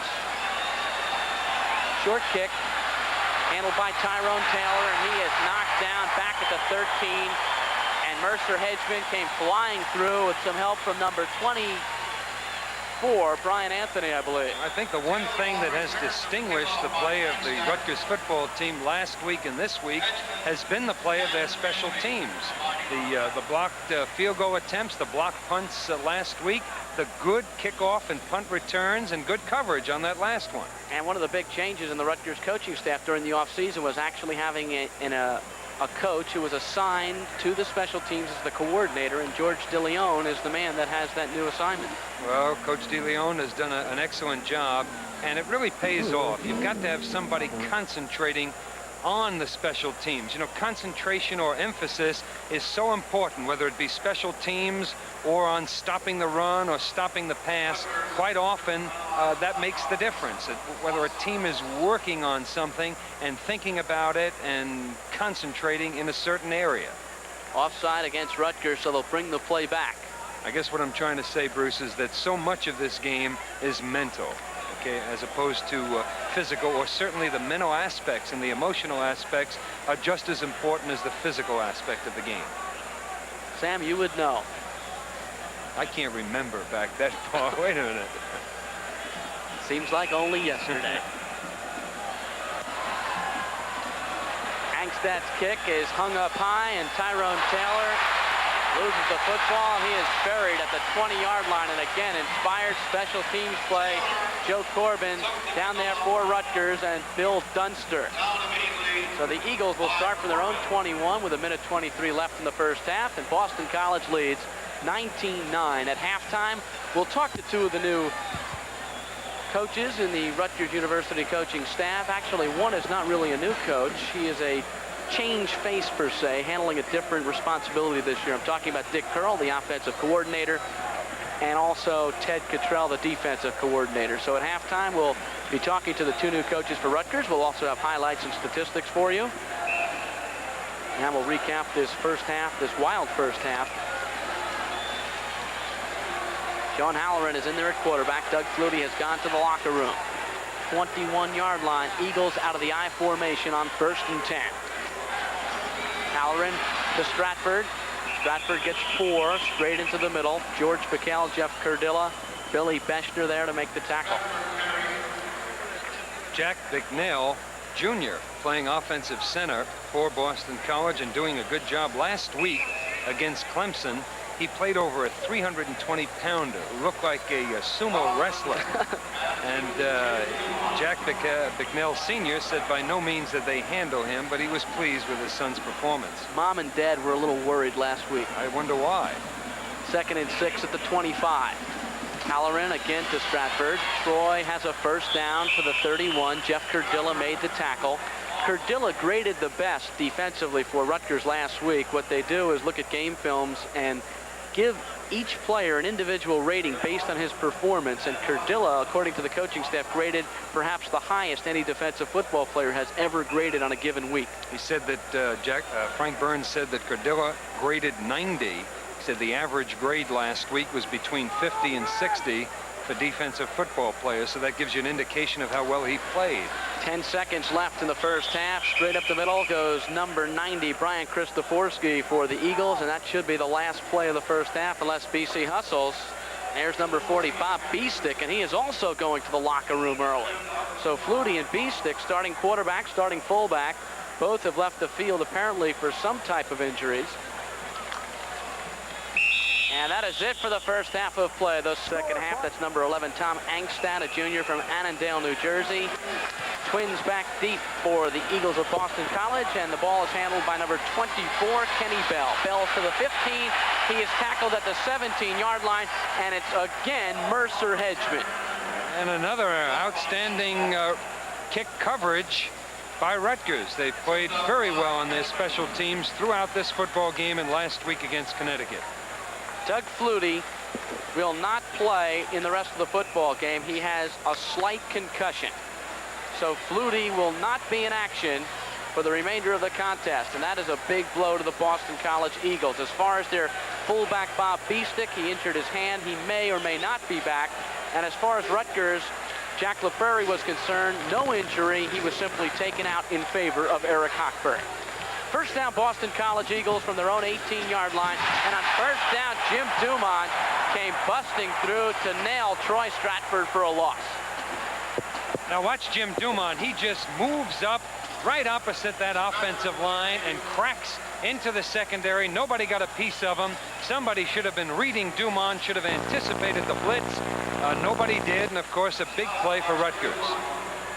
Second down and 13 yards to go. Just underway, third quarter. Beautiful night for football. Giant Stadium, temperature around 58 degrees. Sean Halloran, sophomore from Westminster, Massachusetts, running the team now for Boston College. Halloran back to throw, fires, complete. And that's his big tight end, Scott Gieselman, who has a first down at the 30-yard line before Mercer Hedgeman made the hit. Rutgers sending several linebackers and the defensive ends on that last play. And when you send your linebackers, it's a little bit of a gamble. The blitz is always a gamble. If you get to the quarterback, as Jim Dumont almost did on that last play, of course it works well. When you don't get there, you're leaving that shallow area, the area that they call underneath, wide open for that type of pass completion. First and 10 from the 31. Steve Strahan, big hole. Strahan very close to another first down before Billy Houston made the tackle. So the Eagles run right and come right back and run left. Well, with Flutie out of the ball game, we shall indeed see if both Rutgers and Boston College are pretty much at the same level of development, and if that young man was the difference between the two teams. He certainly doesn't seem to be suffering much from that concussion, does he? Well, we don't really know, but Doug Flutie will not play the rest of the ball game. That's for sure. First down at the 41. Out of the I formation, Halloran to throw. Running out of the pocket, Mercer Hedgeman chases him. The ball is thrown incomplete. Another good pressure by Rutgers, Mercer Hedgeman and Barry Bukowski, and Halloran was lucky to throw the ball away. Yeah, see, that's a situation where Rutgers was blitzing on the play, and a Doug Flutie at quarterback might have been able to take advantage of that. The momentary situation there when nobody was near him to pick up some yardage on his own. There you see Mercer Hedgeman breaking into the backfield, gets knocked off his feet, gets up just as soon as can be, and of course runs down Halloran eventually. Pass was intended for Jim Brown, and Strahan also out there on the play. Here's a quick out pass to Brian Brennan. And Brennan caught it on the near sideline, spotted at the 47-yard line. He is an outstanding receiver. Brian Brennan coming into tonight's game, 12 receptions, 2 touchdowns, and he's already caught a TD tonight, so he has 3 on the season. And Dan Errico did the only thing he could do, come up there and hit Brennan just as hard as could be. There was a man in the slot occupying the strong safety and the linebacker. They had single coverage. Errico and Brennan, no chance of Brennan deflecting the ball. He racked up Brennan. 3rd and 4 at the 47. Phelan goes in motion. Halloran back to throw. Being pressured, fires across the middle, complete, close to a first down, flag down on the play. Ball was caught up near the midfield stripe by Carl Pelagata. Once again, you'll see Rutgers sending the 2 defensive ends, and there you see him just breaking over the middle. Good coverage by Jim Dumont, moving to the outside. You can't ask for better coverage than that. It was just a fine pass by Halloran, the quarterback. And the flag thrown on the play is being marked off against Rutgers. Boston College will have a first down at the Rutgers 43. Holding called on the defensive unit. First and 10 Eagles, 13-13, third quarter. Eagles lead by 10. Number 1, Joe Giaquinto is into the lineup, replacing Gerard Phelan. Giaquinto comes out wide left, Brian Brennan wide right. Tailback is Troy Stratford. Fullback Jim Brown. Halloran to throw on first down. Fires complete to Giaquinto, and he caught the ball. Remember, only 1 foot has to be in college football, and a first down for the Eagles near the 31. Well, Doug Flutie has received so much attention in the media and at the press conference the other day that no one ever mentioned Sean Halloran, but certainly he threw that last pass well. Well, Halloran is considered a good athlete. He was his high school team MVP in basketball and football. at Westminster in Massachusetts. He's a 6'4" sophomore, has excellent size. He's 6'4", 213. Great handoff to Jim Brown. He goes up the middle, and Brown, only a sophomore from Pontiac, Michigan, picks up a yard or two. I think that becomes the key for Rutgers defensively. Shut down the running game and put the pressure on the sophomore quarterback, Sean Halloran. Let's see how good he is. There you see Cordilla takes on the defensive tackle. Well, took him on for a while, but pretty good block by Mark McDonald, the offensive tackle for BC. Second down and 8, Boston College, Rutgers 28-yard line. Out of the eye, split receivers both sides of the field. Halloran to throw, play action, plenty of time, fires across the middle, incomplete. And flags are down all over the place, at least 4 flags. Pass was intended for Brian Brennan. He collided with Bill Houston, and Brennan wound up on the ground. Houston still protesting. He says, I didn't push him.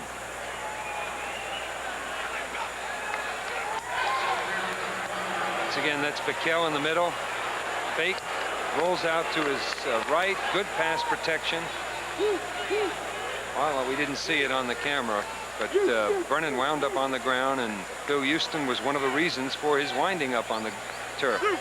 So defensive pass interference called against Rutgers. First down at the 12-yard line. Eagles on the move with sophomore Sean Halloran running the show, with Doug Flutie out with a mild concussion. Wide left, Brennan. Wide right, Giaquinto. Halloran, long count. Hands to Troy Stratford. Stratford at the 10. Stratford at the 5. Down to maybe the 4-yard line. Bill Houston and Jim Dumont in on the tackle for Rutgers. Get some good blocking at the point of attack on the offensive line. You see the BC offensive line not firing out, going for position. Mercer Hedgeman was the only defender who had a shot at Stratford. Had an opportunity to throw him perhaps for a very small gain or at the line of scrimmage, and he missed the tackle. Never really could quite get there. Second down and 2 at the 4. Stratford, the eye back. Stratford gets the call, and he is pulled down by Jim Dumont. All-American Jim Dumont from Levittown, Pennsylvania, Rutgers co-captain, first team All-East last year. Great individual play. Well, last week Frank Burns said that Jim Dumont can be overly aggressive at times. I'm certain right now he's happy for that aggressiveness. You see him break into the backfield and get Stratford before he can get up a head of steam. It brings up an interesting 3rd down and 5 at the 7. Boston College can get a first down at the 2. 10 minutes, 52 seconds left, 3rd quarter. Boston College has had this ball for the entire quarter so far. Phelan wide left, Brennan wide right. Halloran, and flags are down on the snap. Dead ball foul, delay of game against the Eagles. And Sam, instead of a 3rd and 5, it's 3rd and 10. You have to change things probably if you're calling the play. I would think so. But again, you saw Jim Dumont coming up right on the line of scrimmage. There are 2 ways that a linebacker can blitz. He can come after the snap of the football and try to confuse the offensive line, or he can come right up at the line of scrimmage and make no bones about the fact that he's coming. That's what Dumont has been doing. Is this a good time to blitz 3rd and 10? Well, in this situation, perhaps it depends. You want to put pressure on the young quarterback, but again, you know, it's a hit or miss situation. Halloran back to throw, blitz is on, he throws for the end zone, nobody is there. Mercer Hedgeman got through, left linebacker was coming, and Halloran simply threw that one out of bounds, and Jack Bicknell, head coach of the Eagles, is not pleased. Yeah, a little bit upset. That time they did not send Jim Dumont, the man they had been blitzing on most occasions. They changed up on BC, and they sent the other linebacker, Dumont, dropping back into coverage, and Bicknell thinks that perhaps Halloran threw the ball prematurely or made a poor decision as to where to throw the football. But he's explaining things to his young quarterback instead of taunting him. 28-yard field goal attempt now. Kevin Snow. Ball placed down, and the kick is up. And the kick is good. 28-yard field goal hit by Kevin Snow, and so the Eagles, who control the ball for 4 minutes and 46 seconds of the third quarter, now lead 22-9. We'll be right back.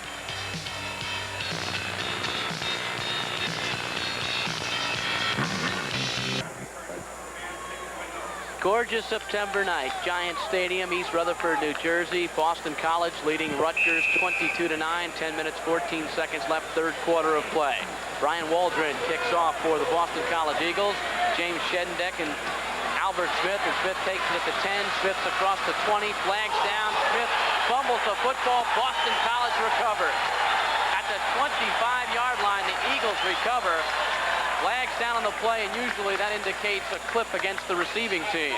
Well, both teams had just one turnover in that first half. If this goes against Rutgers, they're going to be in a hole. Let's see what happens now. There's Smith with the football. Well, he got hit, but not excessively hard. He should have held on to the football. Indeed, it was a clip against Rutgers. Boston College refuses the penalty. They have a 1st and 10 at the Rutgers 25-yard line. So the Eagles get a big break, and Sean Halloran back on the field with his Boston College offensive troops. Eagles lead by 13. That last scoring drive by Boston College ending up in a field goal by Kevin Snow. Kept the ball for a long time. 13 plays in that last drive. Halloran a first down to Stratford. Stratford gets a yard or two. Individual effort made by Mercer Hedgeman to make the stop. Now, Rutgers has been blitzing here in the second half, and I imagine we're going to continue to see that, especially with the score being 22-9. And perhaps Frank Burns feels that he's got to force a turnover or get into the backfield and throw the ball carrier for a loss and make something happen. The Eagles cheerleaders have journeyed down from Chestnut Hill for this one. A lot of alumni here also from the metropolitan area. Halloran to throw, steps in, throws incomplete, intended for Stratford. They like to isolate Stratford with a linebacker because of his great quickness, but that time the ball was underthrown, and Bob Dumont was back in single coverage with Stratford. Rutgers was sending their inside linebacker Mercer Hedgeman. Brian Kristoforski, good-sized fullback, 6'1", 230, power runner, did a good job in picking up Hedgeman. Put his head right down the middle and did it as an offensive lineman. Who's that? Is that? It's not Flutie, was it? No, I think he was a little too big. Yeah. This is third down and 8 yards to go for the Eagles at the Rutgers 22. Halloran back to throw, looks out of the backfield, throws complete to Brennan. Brennan makes a great move, gets down to the Rutgers 9. Jim Dumont made the saving tackle on Brian Brennan. Brennan definitely had the ball close to a first down, but got the first down on his own. This is a mismatch. You'll see Jim Dumont trying to cover Brennan as he breaks across the field. And of course, you can't expect a linebacker to stay with a fleet-footed wide receiver like Brennan. It was Harold Young coming up and missed the tackle on Brennan. He probably should have been closer at the time Brennan caught the football. Well, the gentleman on the field with the injury is Jim Dumont. He is the All-American linebacker, led the team in tackles last year, was the most valuable player on the Rutgers team, and he is one player that the Scarlet Knights do not want to lose. He had an interception of a Doug Flutie pass in last year's game. Also had 11 tackles last week against Connecticut. He's a real competitor. If he can continue to play, you know he will. Well, Dumont goes back down. It looks like he's got a cramp from here, Sam. They're working on the leg.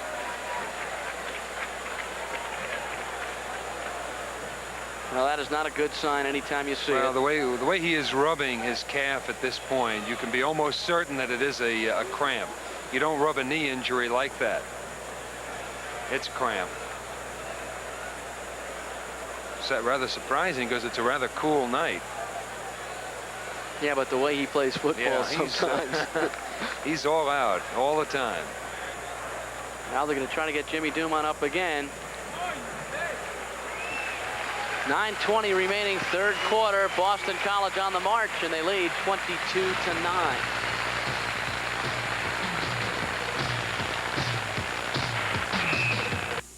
And 10, Boston College, Rutgers 8-yard line, 9-10, third quarter. Stratford gets the call on first down, and he is in or close to a touchdown. Now they say touchdown. Troy Stratford has his second TD of the night. And they went right to Jimmy Dumon's side, the left side, and Troy Stratford barreled in for his second score. Well, they're running to their right. They were running at Cordilla and Barry Bukowski, the left defensive end. And once again, this is where they've had a great deal of their yardage tonight. To their right, to the left of the Rutgers defense. I didn't see anybody hit him until Bill Houston had a shot, which was well downfield. So the Eagles now lead by 19, and without Doug Flutie, they have come out and played inspired football here in the third quarter. Well, Bicknell said that they didn't have to rely on Flutie as much this year. He felt he was stronger on the offensive line and a tailback, and certainly that has proven true tonight. They'll go for two. Halloran calling signals. Halloran back to pass, steps in the pocket, fires, and it's intercepted by Harold Young. Can't do that, Harold. Harold can't go anywhere. It's just a negated opportunity for BC. But Harold Young, who is a frustrated halfback, perhaps deep down, because that's what he played in high school, went 70 yards, but now he'll come back. In any event, Boston College leads in this football game 28-9. They were up 19-9 at the half. And without Doug Flutie and Sean Halloran at the controls, they have added 9 points here in the third stanza. Well, of course, that turnover on the kickoff by Rutgers practically gave them this last touchdown, but now it does put Rutgers into a hole, and they're going to have to start throwing the football.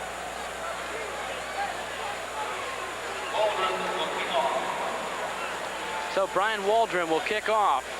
So Boston College Eagles next week take on West Virginia, and there was some concern on the part of some Boston College people as to whether they might be taking Rutgers a little bit lightly, since they were sandwiched between highly touted Clemson and number 14 ranked West Virginia. But Boston College has not been short of intensity tonight. Brian Waldron kicks off and again sails one deep, 2 yards in the end zone, and James Shedendeck will down it. Rutgers will start from their own 20-yard line. Now, and Jack Bicknell, in addressing that problem, or that factor, the fact that Rutgers was sandwiched between Clemson and West Virginia, he was asked at that press conference if he thought a team could be up for every game. And honestly, he said no, but he felt that it was still early in the year and that his club still had to prove themselves, so that he expected them to be up for this football game. There's number 1, Joe Giaquinto of Boston College, getting some extra tape. Rutgers and Eric Hochberg will start from their own 20-yard line, 1st and 10. Vernon Williams, lone setback. Vernon gets the call, goes straight up the middle, bounces off a couple of people, gets a couple of yards. David Thomas made the initial hit for Boston College, and Ted Gaffney finished the work. That's a situation where the offensive center, Joe DiGilio, has to be shaking his head, because he had a good block on Mike Ruth. The play was designed to go off left tackle. There was no hole. The running back broke over the middle and pretty much into Ruth's arms. And DiGilio said, hey, I did my job. This is the first offensive series of the second half for Rutgers. Jack LaPrairie is back in there at quarterback, and on first down he throws long for Andrew Baker, who makes the reception at the Boston College 47. So LaPrairie has come out to start the second half, and Rutgers gets off on a good note with a fine pass to Baker.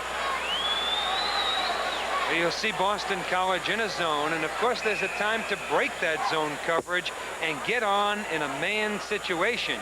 You see them dropping back, the ball hung up there, but nobody was in position to converge on the ball carrier or deflect that football. Stayed in the zone too long, the safety did. First down, LaPrairie goes back to throw, going for all the marbles for Baker, and it's incomplete. Back in single coverage was Todd Russell, and it will bring up a 2nd down and 10. Long, almost a desperation type pass by Jack LaPrairie, trying to find Andrew Baker on the sidelines. He just laid it up, hoping that Baker could run under it, but really a long pass when you consider he was throwing from the right hash mark, had to throw clear across the field, and I guess about 30 yards downfield. Wide to the right, Boris Pendergrass. Wide to the left, Andrew Baker. 2nd down, the pitch to Albert Smith, and Albert Smith doing some nice running off the right side. following Joe DiGilio and Joe Panucci. Panucci starting tonight at right tackle in place of Mike Brenner, who strained ligaments in his knee, but should be back within the next week or two. What Rutgers would like now is to see Smith break one off for about 44 yards, as he did last week against Connecticut. Carried the ball 9 times for 64 yards, but again, the 44-yard run accounted for most of that yardage. 3rd and 2, Smith. And he does not have a first down. It will be 4th and short yardage. A bunch of white and gold players in on that last tackle. Scott Harrington, the left tackle, was one of the leaders. Well, at this point of the football game, Sam, you've got to go for it, and you hopefully, if you're a team that's behind, want to convert here and keep your drive alive. Question is, where do you run with it? Or do you put it up? Full house backfield. 4th down 2. Ball to 39.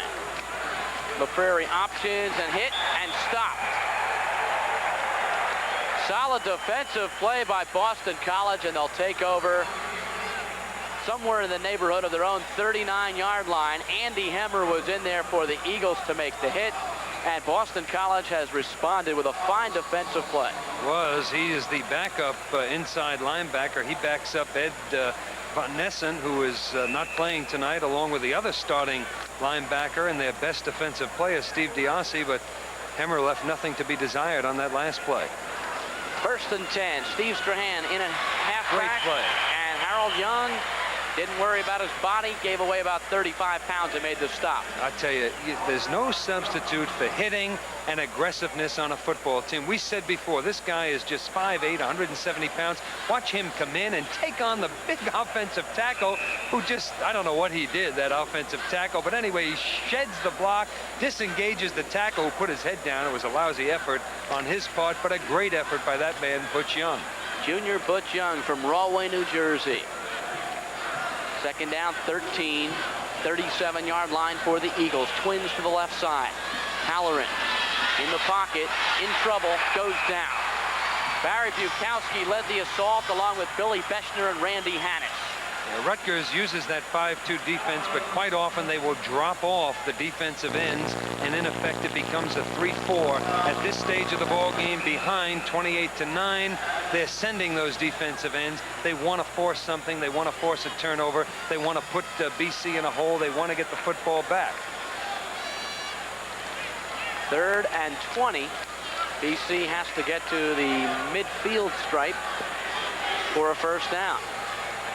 Out of the eye, Phelan wide to the left, Brennan wide right. Halloran to throw, looks for Brennan, it's incomplete. Ball was thrown behind Brennan. It was a pass to the sidelines, whereas Brennan cut to the middle of the field.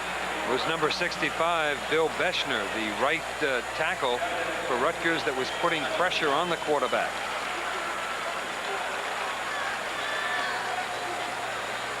Fourth down, and John Mahalik, the sophomore from Elira, Ohio, comes into the ball game. He has punted only 1 time tonight.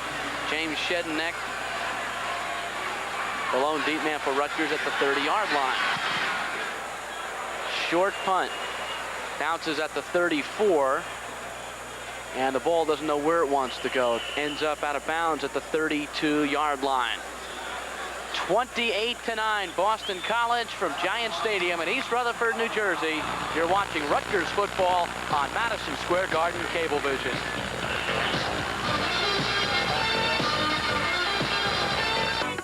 The action is here as Madison Square Garden Cablevision presents the very best in sports and entertainment programming. There's the exclusive coverage of all Knicks and Rangers home games. That's more than 80 evenings to see your favorite professional teams live from the Garden. Boxing fans get a full schedule of today's pros, plus tomorrow's champs in the Golden Gloves. MSG Cablevision viewers catch the non-stop action with wrestling, as well as college basketball and football, while horse racing fans get action 7 nights a week. Watch for the best men and women tennis stars in the world. And don't forget basketball's most historic championship, the National Invitation Tournament. There are also special events like the horse show, the dog show, and the renowned Milrose Games in track and field. And now the network that brings legends to living rooms presents diversified entertainment with the Avengers, Andy Warhol's TV, and the Jonathan Schwartz Show. All on Madison Square Garden Cablevision, the network for sports and entertainment all year round. Giant Stadium, East Rutherford, New Jersey. Rutgers trailing Boston College 28-9. They have the football at their own 32, 1st and 10. Jack LaPrairie in there at quarterback for Rutgers, runs the option play. LaPrairie keeps the ball. He's at the 40 and gets to the 43-yard line. Tony Thurman made the tackle. Well, the quarterback certainly is under pressure when he runs that play. He has to make that decision. Do I pitch out? Do I keep the football? Certainly, LaPrairie made the right decision. Watch him now. Spins around. He's got a lead blocker, Clement Yudovich, watching the block. He decided to run, I guess a second or so ago, and split a couple of BC tacklers. First down at the 43. Smith and Williams in the backfield. LaPrairie to throw. A lot of time. Alan Andrews is tight end. Just short of another first down. Ted Gaffney made the tackle for Boston College. LaPrairie wisely did not force it, did not try to go deep, even though he is behind 28-9. BC playing a little deeper in their zone coverage, and they'll give him the shorter pass, and wisely he took it. Still a lot of time. 4:19 left, third quarter. Pendergrass right, Baker left. Second down and short. Smith. First down. Smith to the 38-yard line of Boston College. Paul Shaw made the tackle. You know, as impressive as Boston College has been tonight. Well, let's look at this play first. Once again, big splits on the offensive line. They pulled the guard, a good lead block. That was the key. The block on the on number 81. That was Steve Strahan. I'm sorry, got the wrong team. I believe it was Smith? Andy Hemmer. Hemmer was the defensive man, 81 on the play. First and 10, 38. LaPrairie straight give up the middle to Vernon Williams. He's inside the 35. Scott Harrington made the tackle. This has been a very impressive drive so far by Rutgers. Rutgers has had several impressive drives in this football game. They've moved the football. It's just that Boston College comes back each time and does it a little bit faster and a little bit more effectively. And there's the guy that did it in the first quarter anyway, Doug Flutie, out with a slight concussion. Second and 6 at the BC 34. Pendergrass right, Baker left. Let's see if LaPrairie goes for all of it. LaPrairie in trouble, running out of the pocket, and he is sacked. Back at his own 46. Rob Swanky, Dave Pereira, and Mike Ruth made the stop. And instead of second and short, it's third and long. Yeah, they were sending both inside linebackers. LaPrairie had no choice. He did not have time to find anybody downfield. Had he attempted to throw the football away, it very likely could have been intercepted. He had a bunch of people standing in front of him, probably couldn't see anybody downfield anyway, and it was really, you can excuse that sack. Third and 18, 46-yard line of Boston College.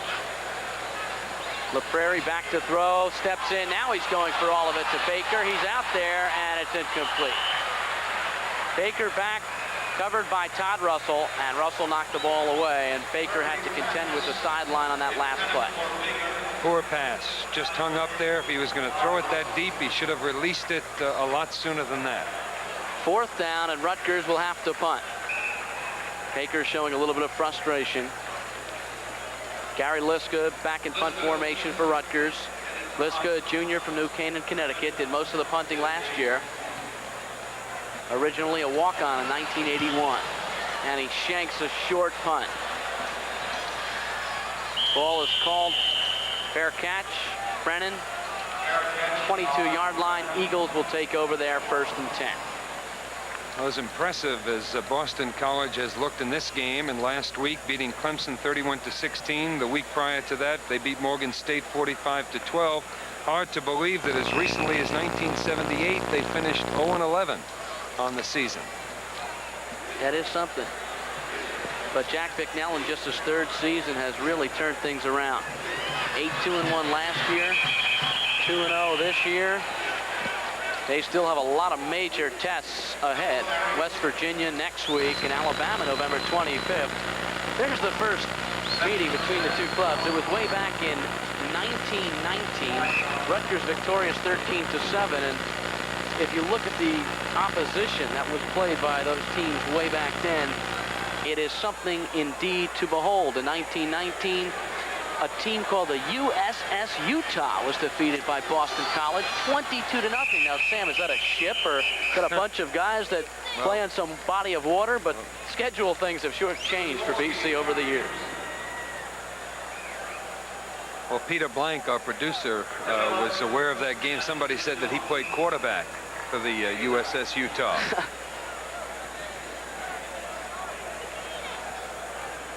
Peter is ever looking for interesting tidbits buried in the middle of media guides. Boston College now with 3rd down and 8 at the 24-yard line. Rutgers looking to get the ball back. Halloran scrambling, fires, and it's incomplete. Good hit by Carl Howard. Good hit, good pass, right on target. The ball should have been caught. Carl Pelagato was out there, but I'll tell you, it was a good hit. He gets a lot on this football. Once again, steps up. Didn't have to, but regained his composure. And would have been a tough catch, but certainly catchable. Mahalik back in punt formation, 15-yard line, gets away a dandy. Sends Shedenek back to his 20. Shedenek gets to the 25. Tiptoes to the 30 and gets to the 35-yard line. Pretty good return. Exceptional punt from the 24 to the 20. That's 56 yards in the air. 47 seconds left. 3rd quarter, and the Eagles hold a 28-9 lead. And if Rutgers is going to make any attempt at Boston College, they're going to have to begin soon, and they send out a new quarterback in Eric Hochberg. Boston College runs from a basic 5-2, but they do a lot of overshifting, and at times it looks like a 4-3 or a 4-4 defense. Hochberg has Hooper and Beleza in there as running backs. He's back to throw on 1st down and throws across the middle. Caught at the 48-yard line by Pendergrass. Well, I like the way he throws the football. Looks a little bit like Halloran. Pretty much the same style, the BC quarterback.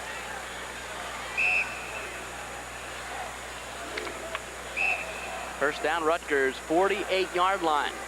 Rutgers has been able to move the football tonight, no doubt about it. They have not been able to push it into the end zone often, though, and that has been the problem. They had the same problem last week, moving it, but unable to put it in for 6. Hochberg, out pattern. Baker really should have had that catch. George Radichowski back in coverage. Once again, BC just rushing 3 defensive linemen.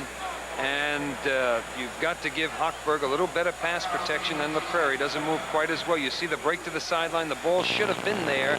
Then, as he made his break, that sideline pattern is a timing pattern. Ideally, you want to throw the ball or release the ball just as the receiver breaks for the sideline. At that point, it becomes almost impossible to stop if the pass is on target. 2nd and 10. Hooper, Beleza in as running backs. Hochberg, quarterback draw. Gets 2 yards, if that. Rob Swanky made the tackle. Swanky is a senior from Newington, Connecticut. His brother Carl played at BC from 75 to 79. He's now with the Green Bay Packers. Hard to tell whether that was a quarterback draw or just or a busted play. I think it may have been a busted play. I don't think you want to run Hochberg on a quarterback draw. That is the end of the 3rd quarter of play. The score: Boston College 28, Rutgers 9.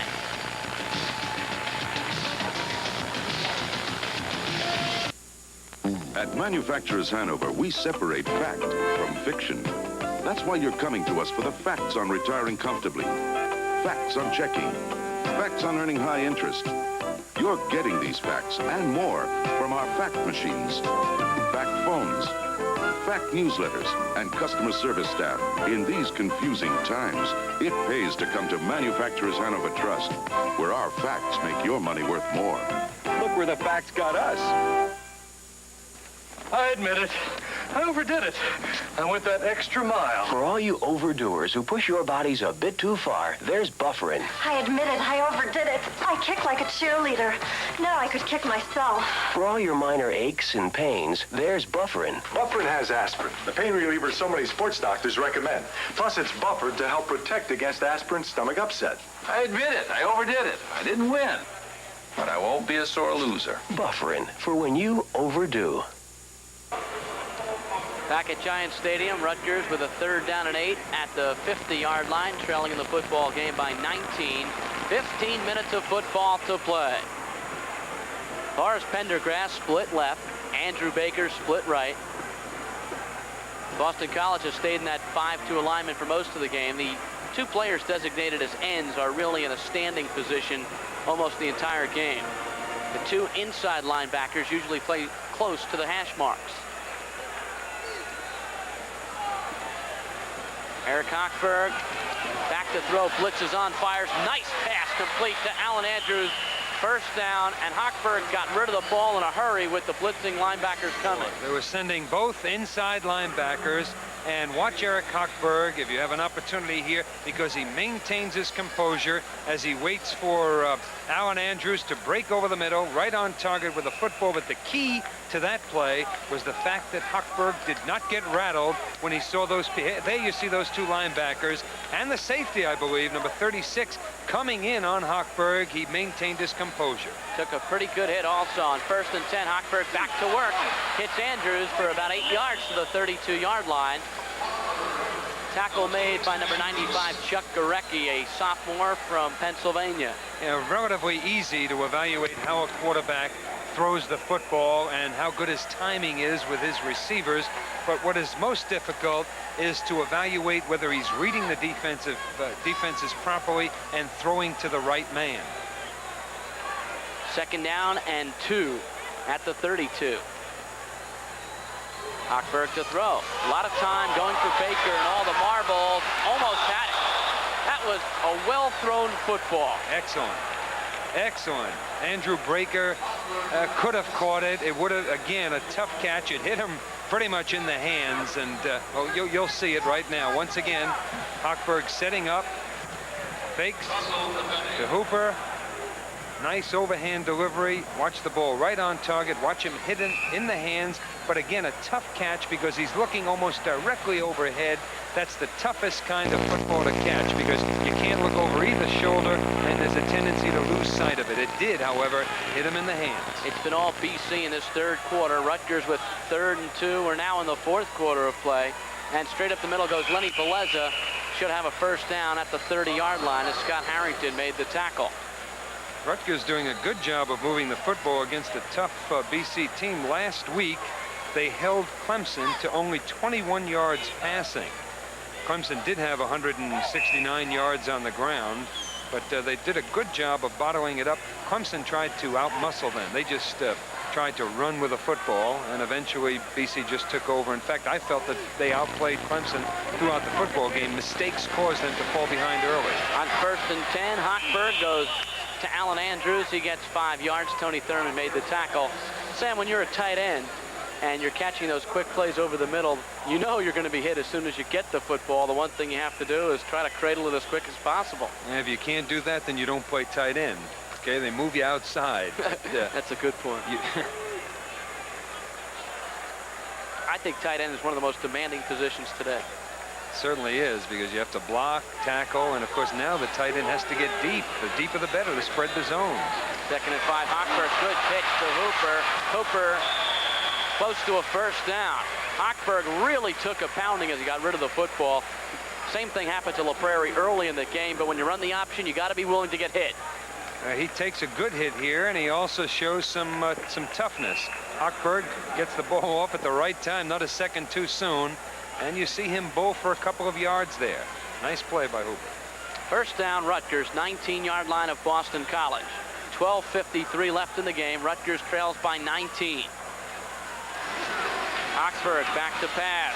Looks, throws, incomplete, and it remains that way. Almost picked off by George Ratajkowski, and another pass that could have been caught. BC was sending their strong safety, on that last play. Dave Piera, perhaps you'll see him coming from the right side. Number 46 coming on the play. And again, just tip.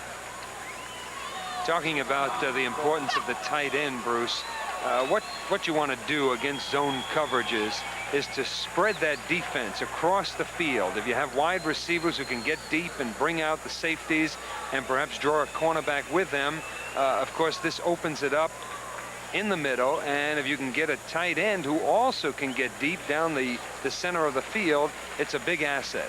And of course, if he can block and catch a ball in traffic when he knows he's going to get hit from behind, then he's the type of guy you want.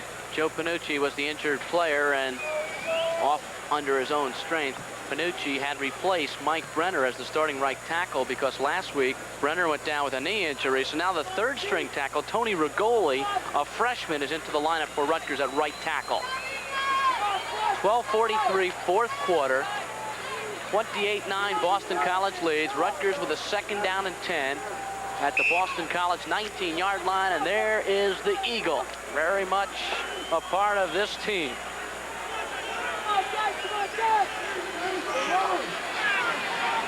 Split backs this time. They're blitzing again, and Hochberg to throw, swings it out, complete to Vernon Williams, and Williams gets to the 18-yard line. Dick Curl told me during the week that last week La Prairie audibled almost 90% of the time. And again, Hochberg here looks like he's audible. Watch the freshman tackle now, number 73 in there, Rigoli. He picked up the blitzing strong safety. Fine job. Not so much that he blocked a smaller man, but the fact that he had the presence of mind to pick him up. He saw him coming, and he did his job. The mental game you were talking about earlier. Very important. Because Rutgers has had some breakdowns here tonight. The couple of errors which have cost them. 3rd and 8 at the 17. Hochberg in trouble. Spins away from one man. Hochberg still looking and goes down back at his 25-yard line. Pressure came from all sides. Mike Harrington eventually, number 52, caught up with Hochberg. Hochberg, 6'3", 185 pounds. Does not run as well as La Prairie, but he's in a tough situation there. He's got his back to the line of scrimmage. Little chance of finding anyone downfield or throwing the football away, and then to make things worse, he slipped. Artificial turf after a light rain, which we had late this afternoon, sometimes can be a little bit slippery. 4th down, Rutgers going for it. Hochberg throwing deep for Baker, and it's incomplete. Todd Russell back in single coverage, and Boston College will take over. Well, nothing Rutgers could have done there except go for the score or the first down, and they come up empty. You saw a collision downfield, or you will see a collision. Watch Baker and number 45, Todd Russell. Russell will bang into or collide with Baker, but you notice Baker stops, see? And now Russell, the cornerback, going for the football, so that's why it wasn't called. 28-9, Boston College.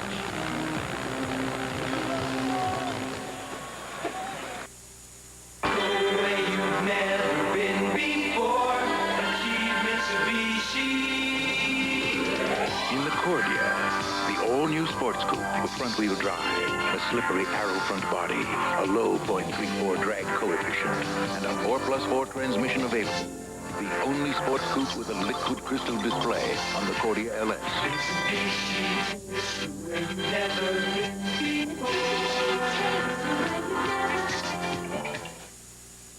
By the way, I just opened a resource management account with Payne Weber. Well, I've had an account like that for years. My canceled checks are returned automatically. Merrill Lynch. As a card holder, I'm offered a $10,000 line of credit. I wish Dean Twitter had that. And the securities in my account are insured up to $10 million. 10 mils? Open a Payne Weber resource management account, and you could be saying... Thank you, Payne Weber.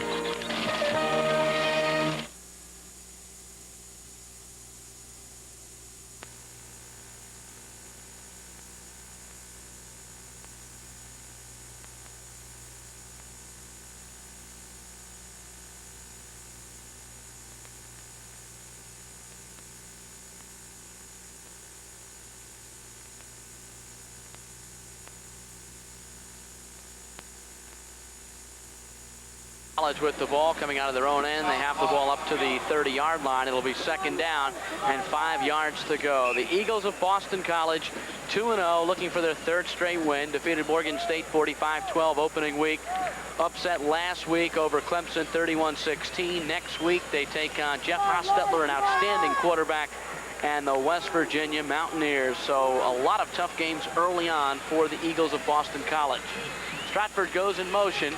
Halloran is back to throw, looks, throws a beautiful completion to Scott Gieselman for a first down at the 36. Well, if Doug Flutie is not injured severely, and there's every indication that he is not injured severely, reportedly a slight concussion, but he seems fine on the sidelines. I think this might turn out to be a blessing in disguise for BC and their coach Jack Bicknell, because they've had a chance to look at sophomore Sean Halloran, and he's looked very good for them. Plus, he's had an opportunity to gain some valuable experience if Flutie goes down again. And on first down, Stratford gets the handoff, runs into Mercer Hedgeman. We haven't seen too much running real wide with Stratford. Most of it's off tackle, and they like to throw to him coming out of the backfield. Then they go a little bit more wide. Jimmy Dumont, by the way, is back in the ball game. He had left earlier with cramps, and he is back in there. He's a solid, tough kid. Second down, 9. Boston College. They have played the second half without Doug Flutie, out with a mild concussion. Halloran throws across the middle, and wow, Brennan really was hit by Butch Young and Bill Houston. I just can't get over Butch Young. I'll tell you, he hits as hard as anybody, despite being rather diminutive. Now watch this hit on Brennan. Coming across the middle. Brennan knows he's going to get hit, or has a good chance of it. Concentrates on the football, gets hit by Houston, and then Young really doesn't unload as hard as I thought he did. But he's in position to make the tackle anyway.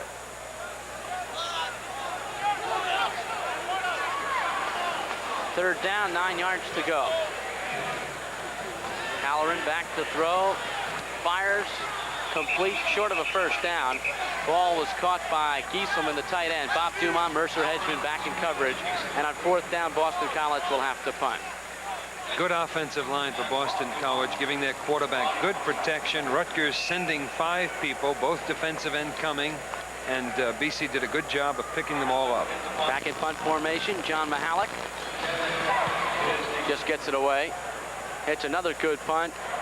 Takes a Boston College bounce. Picked up by James Shedneck. He gets to the 15-yard line, and that is all. 9 minutes and 4 seconds left in the football game, and Boston College has a comfortable 28-9 lead.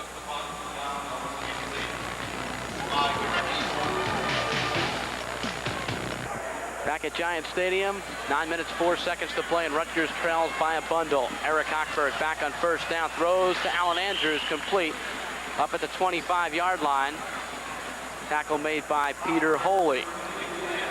Yeah, Hochberg can throw that football. There was only one way to complete that ball, to throw slightly outside of the receiver, because they had a couple of linebackers covering well on the play. Right on target. Baker comes wide left. Pendergrass goes wide right. Hochberg to throw. Hit as he released the football, and it's intercepted by Dave Pereira. Pereira's at the Rutgers 35, down to the 33. And the old tip drill comes in handy again as Boston College has another turnover. Well, as good as Hochberg looked on the previous play, that's how bad he looked on that play. Made 2 mistakes on the play.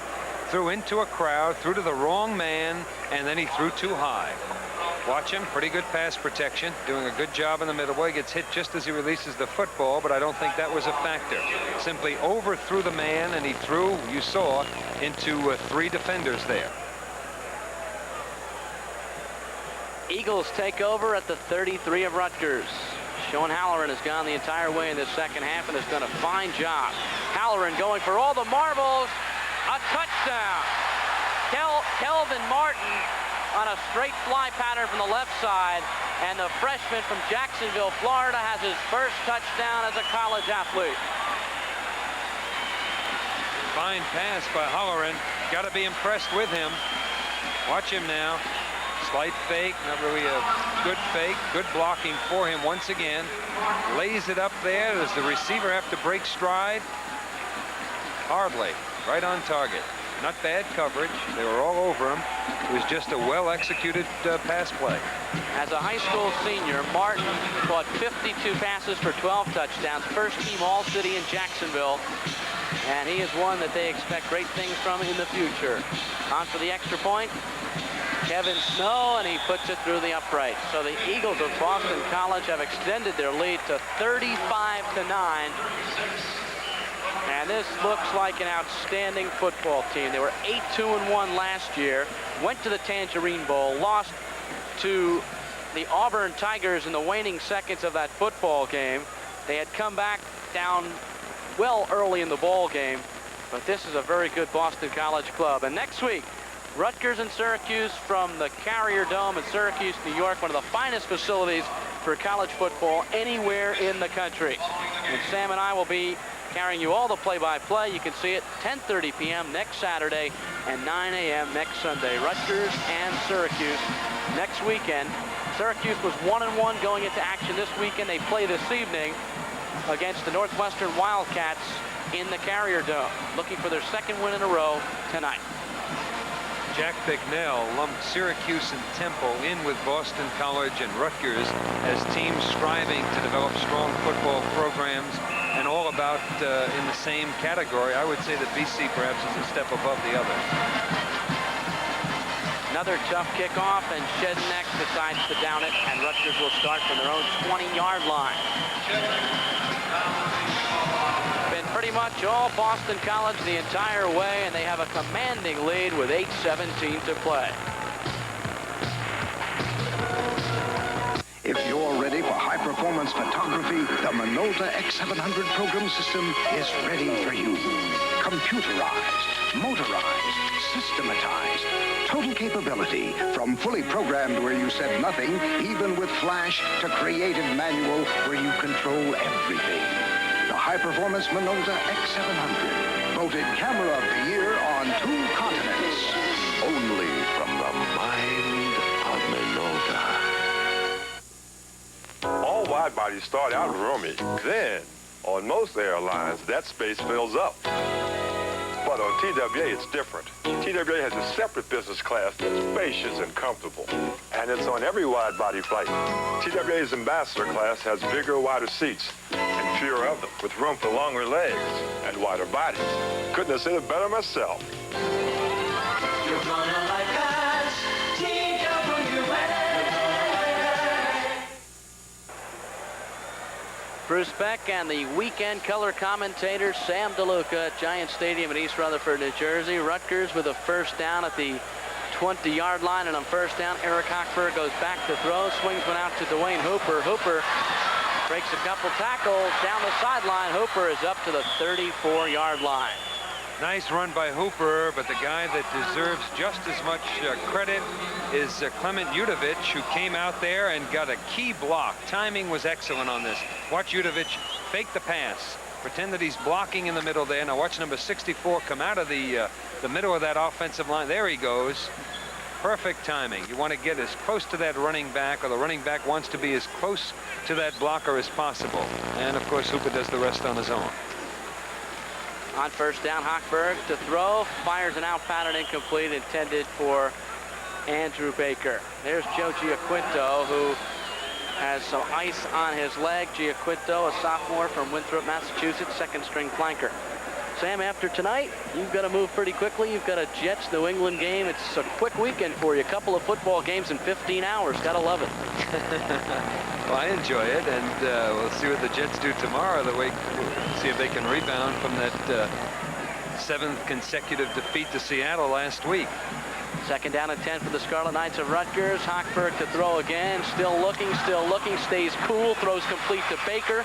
Baker breaks a couple tackles. He's at the 50, the 45, and he tap dances his way down to the 42-yard line of Boston College. Boy, it's just really hard to believe that Eric Hochberg is just a sophomore.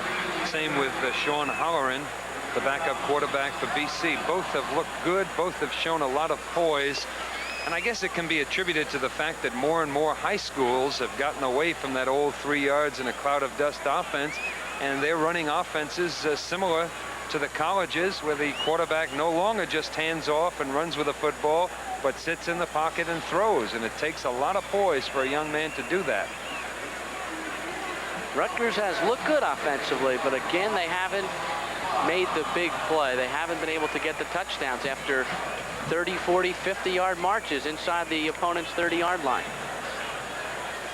That's something you're going to have to do if you're going to win football games, especially against a team as talented as Boston College. Pendergrass wide left. Wide to the right, Baker. Rutgers down 26 points, but still playing very hard. Straight up the middle, Vernon Williams. And the sophomore from Amherst, Massachusetts, has 5 or 6. Gary Bedot now into the lineup, replacing Andrew Baker. Good job by Joe DiGilio, the sophomore center for Rutgers.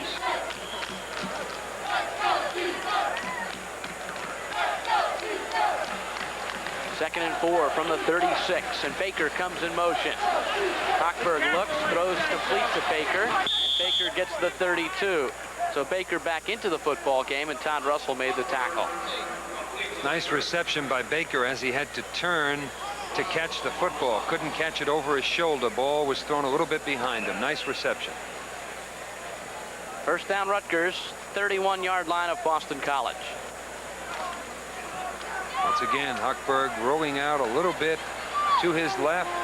You see, he had to turn to catch the ball, outstretch his arms. Ideally, he would have liked to catch it over his other shoulder. Hochberg throwing for Baker, has him at the 15, Baker at the 10, and inside the 5. Another fine toss by Eric Hochberg, and Baker brings Rutgers inside the 10-yard line. Watch again, Hochberg once again showing some poise, not under a rush, which is what you want to do, give your quarterback protection, but again, pass right on target. The defensive back, was that Radikowski? I think it was Tony Thurman who came up and really don't know what he was trying to do there. He had no shot at the football. He should have been certain to make a tackle. First and goal at the 5. Rutgers goes straight up the middle with Lenny Beleza. He gets to the 2. Jeff Simpson made the tackle. Both teams now exchanging players rather quickly. A lot of players getting some experience at this juncture for Boston College. Rutgers, though, knocking on the door. They certainly want a touchdown. Second down and 2 at the 2. Full house backfield.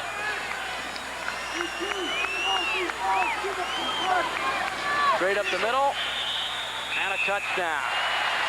So the Scarlet Knights get on the board again. Vernon Williams, the sophomore, gets in for 6, and Rutgers has cut the lead.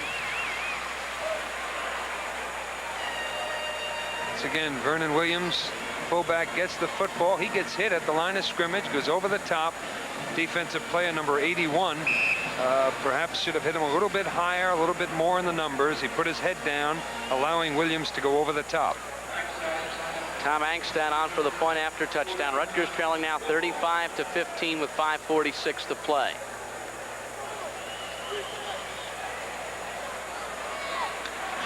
Tough play. Angstad picks up the ball. Look out. He's going to throw it, and it's incomplete. You don't like to see your kicker picking up the ball and floating out, and the point after touchdown try goes astray. So some very positive things in that last drive. Eric Hochberg very successful in the air. Rutgers able to finally push it across the goal line, and now a much more respectable 35-15. Yeah, Boston College had substituted some. They were sending in some backups, but I don't think that really was a factor. I think Rutgers took control of the football, and it was a nice drive, and Eric Hochberg completed some timely passes and showed a lot of poise.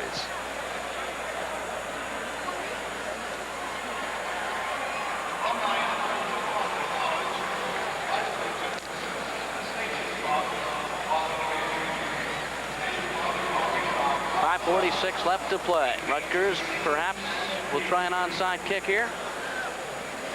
They've got to get the ball back. Let's see. They've got a lot of their athletes out there on the ends. They've got Corbin, Butch Young, Erico, Shedneck. Here's the shift. Get more people over to the right. Angstad dribbles one. It's loose. It's still loose, and Rutgers recovers. Rutgers recovers at the Boston College 47, and the Scarlet Knights still alive with 5:43 to play. It's going to be tough for them to get 20 points in 5 minutes, but still, you're looking forward to next week. You're looking forward to building some confidence. Now watch the shift. Well, they had a whole bunch of people over on the right side, and this is what you're hoping for. You're hoping that someone muffs the football or can't hold on to it, and if you have enough people over there and you outman them, good chance of falling onto it. Tyrone Stowe recovered the ball for Rutgers. Hochberg quickly goes to work on first down. He's going for all the marbles for Baker, and it's incomplete. Baker again one-on-one with Todd Russell, and Baker has been pretty well held in check on those long passes tonight. Well, Hochberg threw that ball from his own 40. It landed on about the 7-yard line, and plus he was on the right hash mark and almost threw to the sideline. So that pass traveled quite a distance in the air. He's got an arm. And there wasn't even a wrinkle in that ball. No, he throws a nice pass. 2nd down and 10. Rutgers pulling out all the stops. They trail by 20 with 5:38 to play. Hochberg fires. It's intercepted by Dave Ferreira. Ferreira all by himself at the 30. And he is gone. Touchdown, Boston College. Well, that happens so often when a team is trying to play catch-up. BC was sending just about everybody. He had fair pass protection, but he knew he would not have a great deal of time as they were sending the defensive ends and the linebacker on the left there. People from the outside. There's number 52. He knew he had to unload it in a hurry. And there's Pereira picking it off. Ball was a little bit underthrown, but again, a tough situation for Hochberg to be in. Pereira had 3 interceptions last year. That's his first of 1983. He is a junior from East Providence High School in East Providence, Rhode Island. Again, whenever a quarterback throws an interception, you've got to look at the circumstances. Is he trying to play catch-up? Is he getting adequate pass protection? The score and the situation on the field have to be considered. Out for the extra point is Snow, and he hits it. Boston College opens up a 42-15 lead with 5:27 to play, and just when Rutgers looked like they might be turning things around a little bit and getting back into the football game, Pereira picks off an interception and goes all the way to pay dirt. Again, but you can't really criticize Eric Hochberg for throwing that interception. I don't know what else he could have done with a football in that situation. Just as last week, La Prairie threw 2 interceptions against Connecticut. One of those was tipped, and the other was a desperation throw at the end of the half when there wasn't much time remaining and they were just laying it up, hoping for a tip-up or something unusual to happen.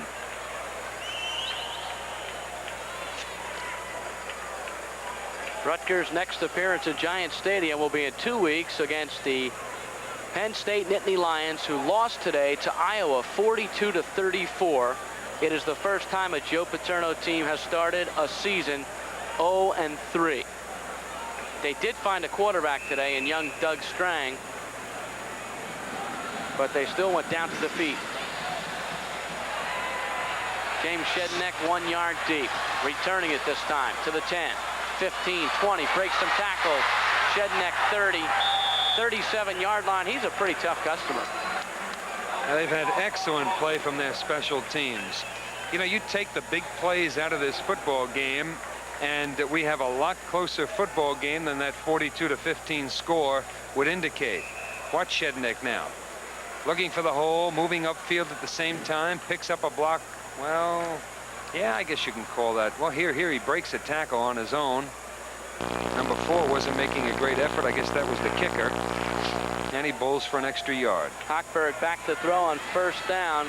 Throws complete to Pendergrass, and he has a first down up at the 48-yard line. The announcers on this telecast were selected by Madison Square Garden Productions Incorporated. 5:15 left to play.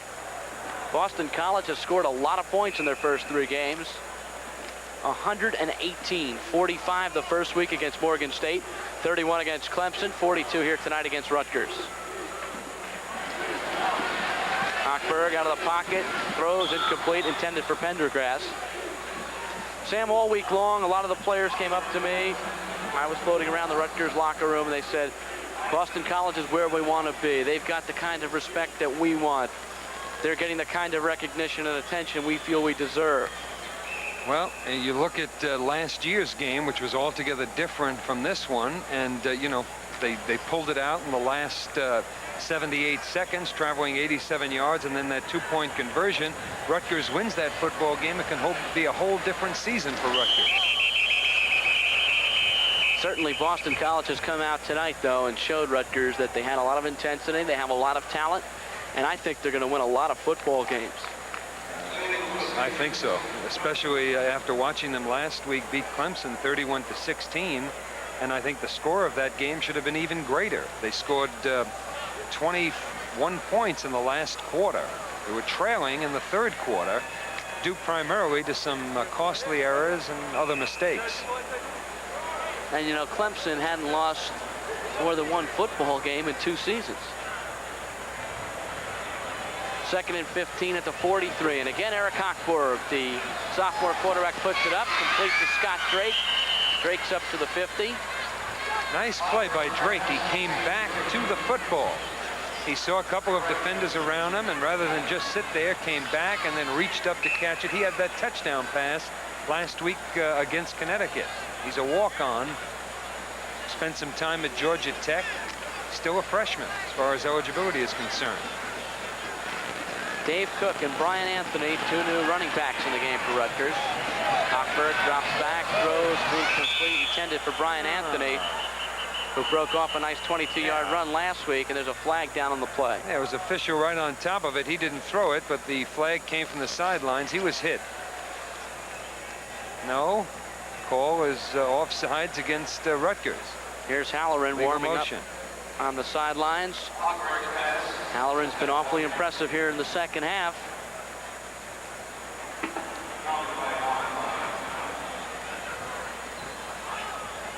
Joe Rica was the other quarterback throwing the ball around. We may see Rica, a third-string quarterback from South Haven, Michigan, who was a senior but hasn't played much.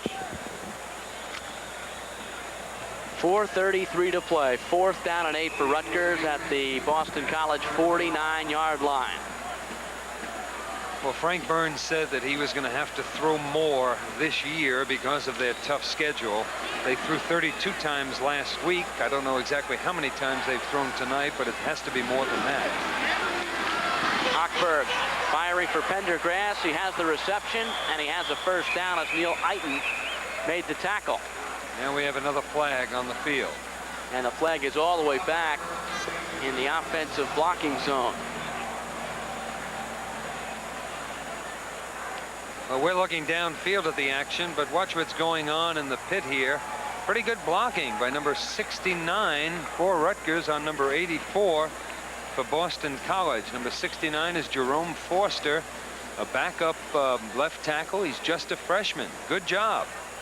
He is one of the most highly recruited players in the state of New Jersey last year from J.P. Stevens High School in Edison. He's 6'5", 260. He's just a freshman. But you talk about quarterbacks having to keep their cool and maintain their poise, especially important for an offensive lineman, especially when he's pass protecting. When on the running game, he can afford to be aggressive and go out there and pop people and hit people. On the pass, he's got to sit there and absorb the blow and keep his feet moving and those arms extended in front of him and try to anticipate the moves of the defensive man, and certainly he did a fine job on that last play. Well, it's an ineligible receiver downfield. Loss of down. Boston College takes over, and that's why the units have changed. We do have a new quarterback now in for Boston College. His name is Joe Rica. Senior quarterback, hasn't seen much playing time. As far as we know, he's not even in the brochure. Boston College media guide, that is. But he does appear on the numerical roster. And a first down. Rica hands straight up the middle.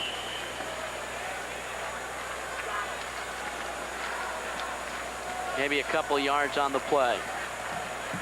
Now, one thing Rutgers hasn't done, Sam, and you've seen a lot of football and you've played a lot of football. They haven't put their heads down and they haven't cried. They've come back and they've certainly played their hearts out in the second half. Again, I think the statistics on the game are going to be more indicative of what went on the field rather than the score. It's back to Tyrone Taylor, And Taylor gets inside the 40-yard line. He's a freshman from Bridgeport, Connecticut. Boston College with a lot of young people. You look at this football team and you see experience, but you also have to see that the experience comes from young people. Scott Gieselman, the tight end, is a junior. Jack Bicknell, the starting center, is a junior. Left side guard and tackle, Mark Bardwell, Sean Regent, both juniors. Doug Flutie, quarterback, junior. Troy Stratford, running back, sophomore.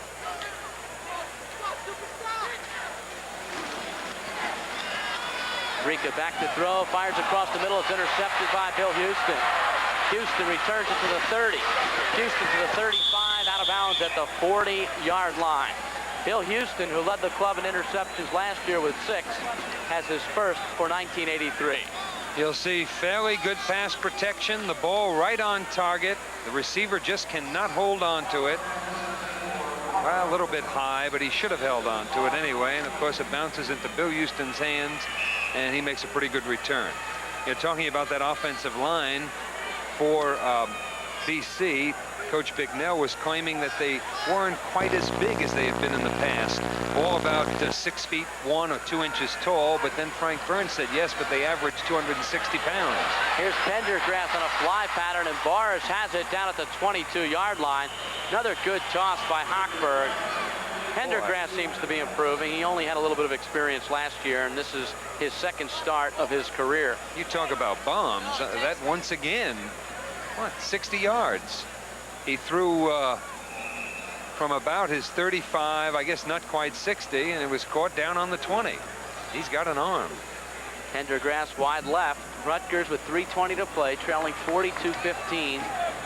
Trying to get some more on the board. Quick one across the middle to Scott Drake. He's to the 19-yard line before pulled down by Keith Seeley, a sophomore. Another nice catch by Drake. Shows good concentration over the middle there. Had to reach up for that one. It wasn't an easy catch. Once again, Hochberg right on target. Jack Bicknell, third-year head coach of Boston College, has to be pleased with the play of his second stringers tonight. He went without a starting left linebacker, Steve Diassi, who led the club in tackles last year as a bona fide All-American candidate. He was replaced by Ted Gaffney, a sophomore, who did a nice job. Gaffney, by the way, is a local boy from Wayne, New Jersey.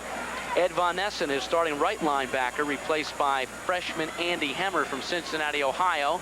Hemmer played extremely well. And then, of course, quarterback Doug Flutie, who left the game with a mild concussion, was replaced by sophomore Sean Halloran, and Halloran did an outstanding job. So when you go a full season of 11 games, you need a lot of backup people, and to get experience this early is great. Great opportunity for Boston College. I personally, and I'm sure the fans, wanted to see a little more of Doug Flutie. However, I can't imagine that he would have performed much better than Halloran has for Boston College. Injured player number 80, Jeff Simpson. He's a freshman from Watertown, Massachusetts. A quarterback in high school, but converted to left end. And he is in a lot of pain. It'll be 2nd down and 7 for Rutgers. Ball at the 18-yard line of Boston College. Next week, Rutgers travels to Syracuse. We'll bring you all the action on Madison Square Garden Cablevision. In 2 weeks, we're back at Giant Stadium for Rutgers against Penn State. Pendergrass in motion. Hochberg rolls out, throws complete to Pendergrass. Pendergrass cuts back between 3 men. He's at the 10, the 5, and down to the goal line. Yes, he is. Touchdown. They give him a touchdown. Boris Pendergrass did the last 14 yards on his own, and a marvelous touchdown, the first of his career. Oh, he showed some quickness. He comes from the right side. You'll see him. There he went in motion, just behind quarterback Hochberg. Hochberg delivers the football. Now watch the nifty moves he puts on. Sees that man coming, stops on a dime, breaks back to the inside. Somebody else gets an arm on him. And here he breaks 2 other tackles. Doesn't overpower anybody, just slithers between them. And he does get over. Nice run. Nice catch. Nice throw. Angstad on for the point after. 2:46 left in the game. And Rutgers gets another point. 42-22. A lot of points on that scoreboard tonight. Pendergrass, by the way, plays in the Rutgers track team. He's a hurdler. In high school, he high jumped 6'8", so he is an athlete. athlete. Just needs some game experience, according to some of the coaches.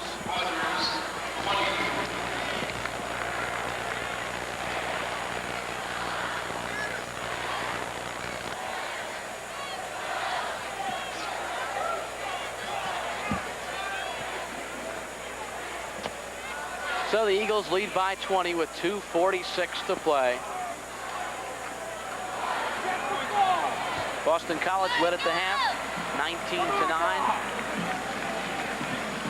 Scored 9 points in the third quarter. Rutgers scored none, and then the fourth, it was 14-13 Boston College, which takes us to 42-22. That's Scott Gieselman, the tight end, being looked at. Gieselman, the junior from Weston, Massachusetts.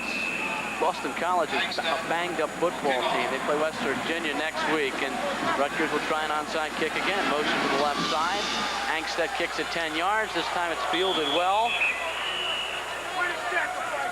Handled by Joe Rika, number 14. He's the quarterback that's been playing. And it will be Boston College's ball from their own 48-yard line. Boston College will get a big break after their October 8th game against Yale. They'll have 3 weeks off before they play Penn State in Sullivan Stadium. Then on November 25th, Alabama. That'll be another big matchup. So the Eagles still with a big schedule remaining. Good hard hit by Jim Pickell, sophomore, brother of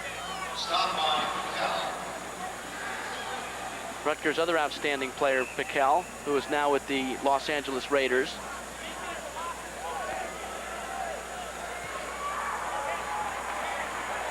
Second down and 8. Bill Pickell. That's it.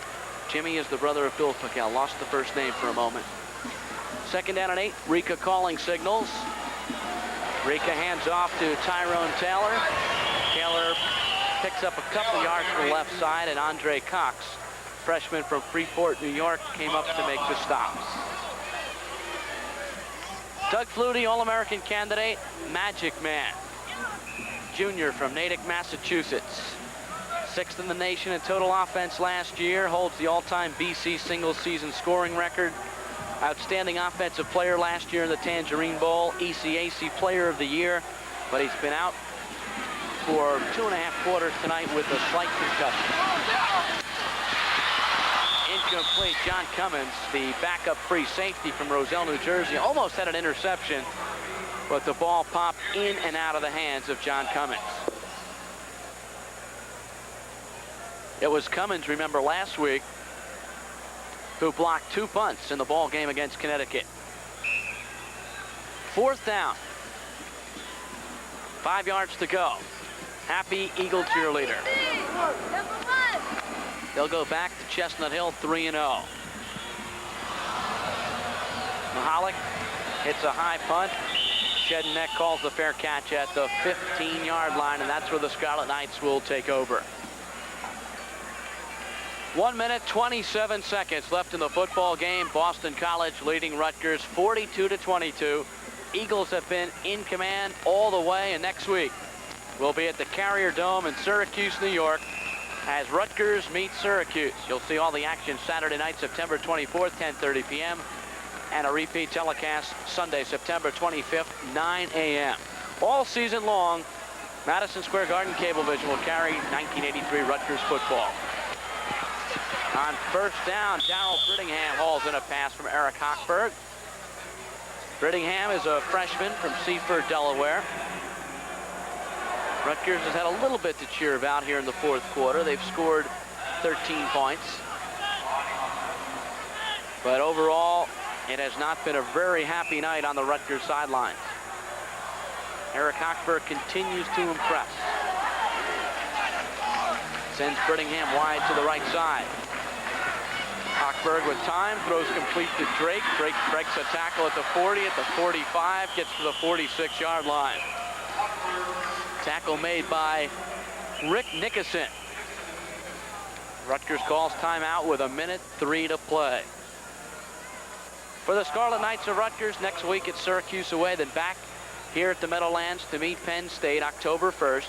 Then it's Army on the road, Colgate at Rutgers Stadium, William and Mary on the road, back here to meet tough SEC opponent Tennessee. November 5th at Cincinnati, a much improved team from a year ago. Rutgers will meet West Virginia in Morgantown, a tough place to play. On November 12th, West Virginia number 14 in the nation in this week's UPI college football poll. And November 19th, Rutgers meets Temple back in Rutgers Stadium.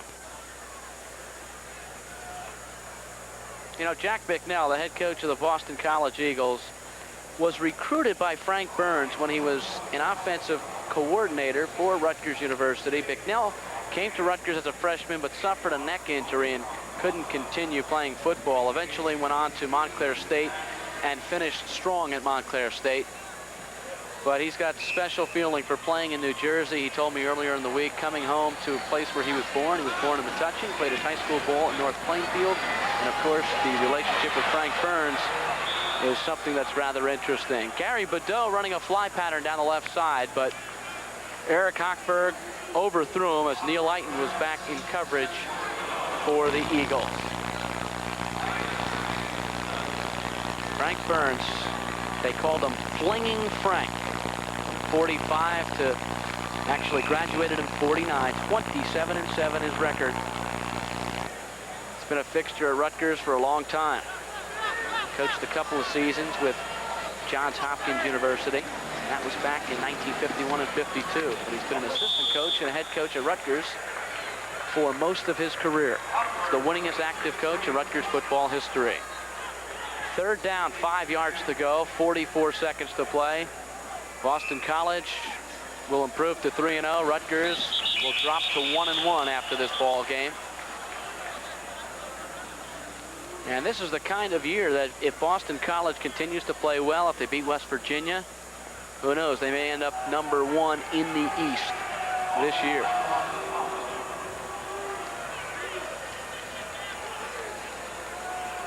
Flags down on the play with 38 ticks remaining. Wanted to thank our spotters tonight, Steve DeGroot, and also Lou Shane for their help in the booth, and also to our stage manager, Kathy Canning. 38 ticks remaining. Rutgers with a third down and maybe a yard to go at the Boston College 45. Hochberg back to throw. Still looking. Throws to Drake, who breaks free at the 35-yard line. Pushed back to the 38. Tackled on the play by Carl Crushpain. 24 seconds left to play. Crushpain is a freshman from Needham, Massachusetts. Bicknell getting a lot of freshmen into this ball game. If you didn't think a couple of the Eagle players were fired up, Ted Gaffney and Andy Hemmer, who both started at linebacker tonight, replacing Von Essen and Diassi, both shaved their heads for this ball game.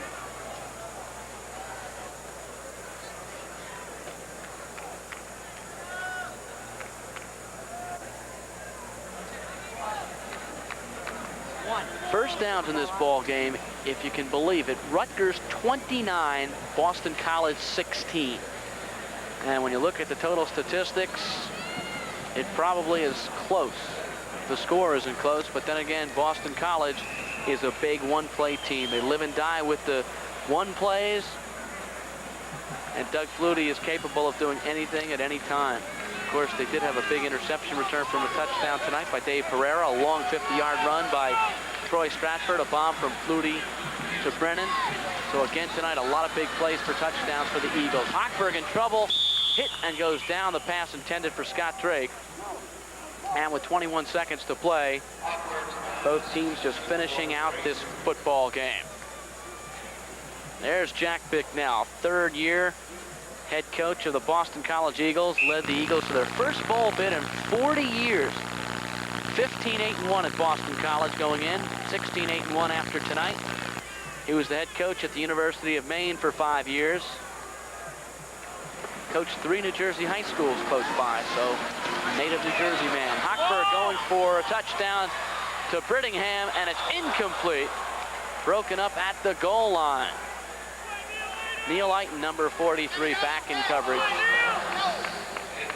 So Rutgers will not die. They will continue to play until the final tick of the clock goes off. Let's take a look at that last play. Brittingham is a freshman from Seaford, Delaware. Hochberg gets excellent time in this play. Going for all the marbles, and watch the fine effort by Brittingham. Comes back for the ball, almost wrestled it away from Neil Eichen.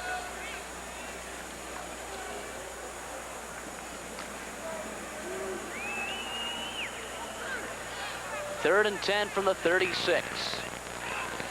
14 seconds to play. Hochberg swings it out to Dave Cook. Cook to the 30, to the 28-yard line. And the sophomore from Notre Dame High School in Trenton, New Jersey, short of a first down with 3 seconds to play, and Rutgers gets their last timeout with 3 ticks remaining. Dave Cook is a pretty big fullback. He's 215 pounds. Hochberg just swings it out to Cook, and he does it pretty much on his own here. Makes a clever cut to the inside, picks up a couple yards on his own, and then runs into Ted Gaffney and Steve Lubisher. And that was the end of that one.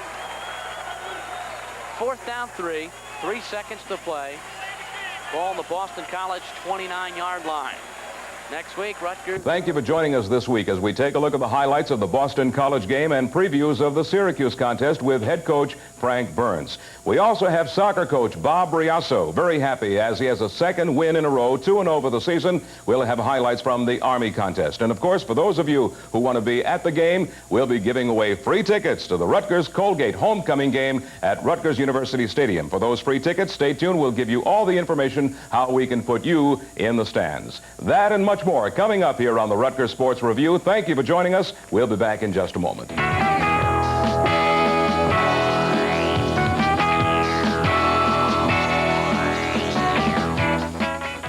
On the Rutgers Sports Review, and as always, our very special guest is Coach Frank Burns. Frank, welcome back to the program.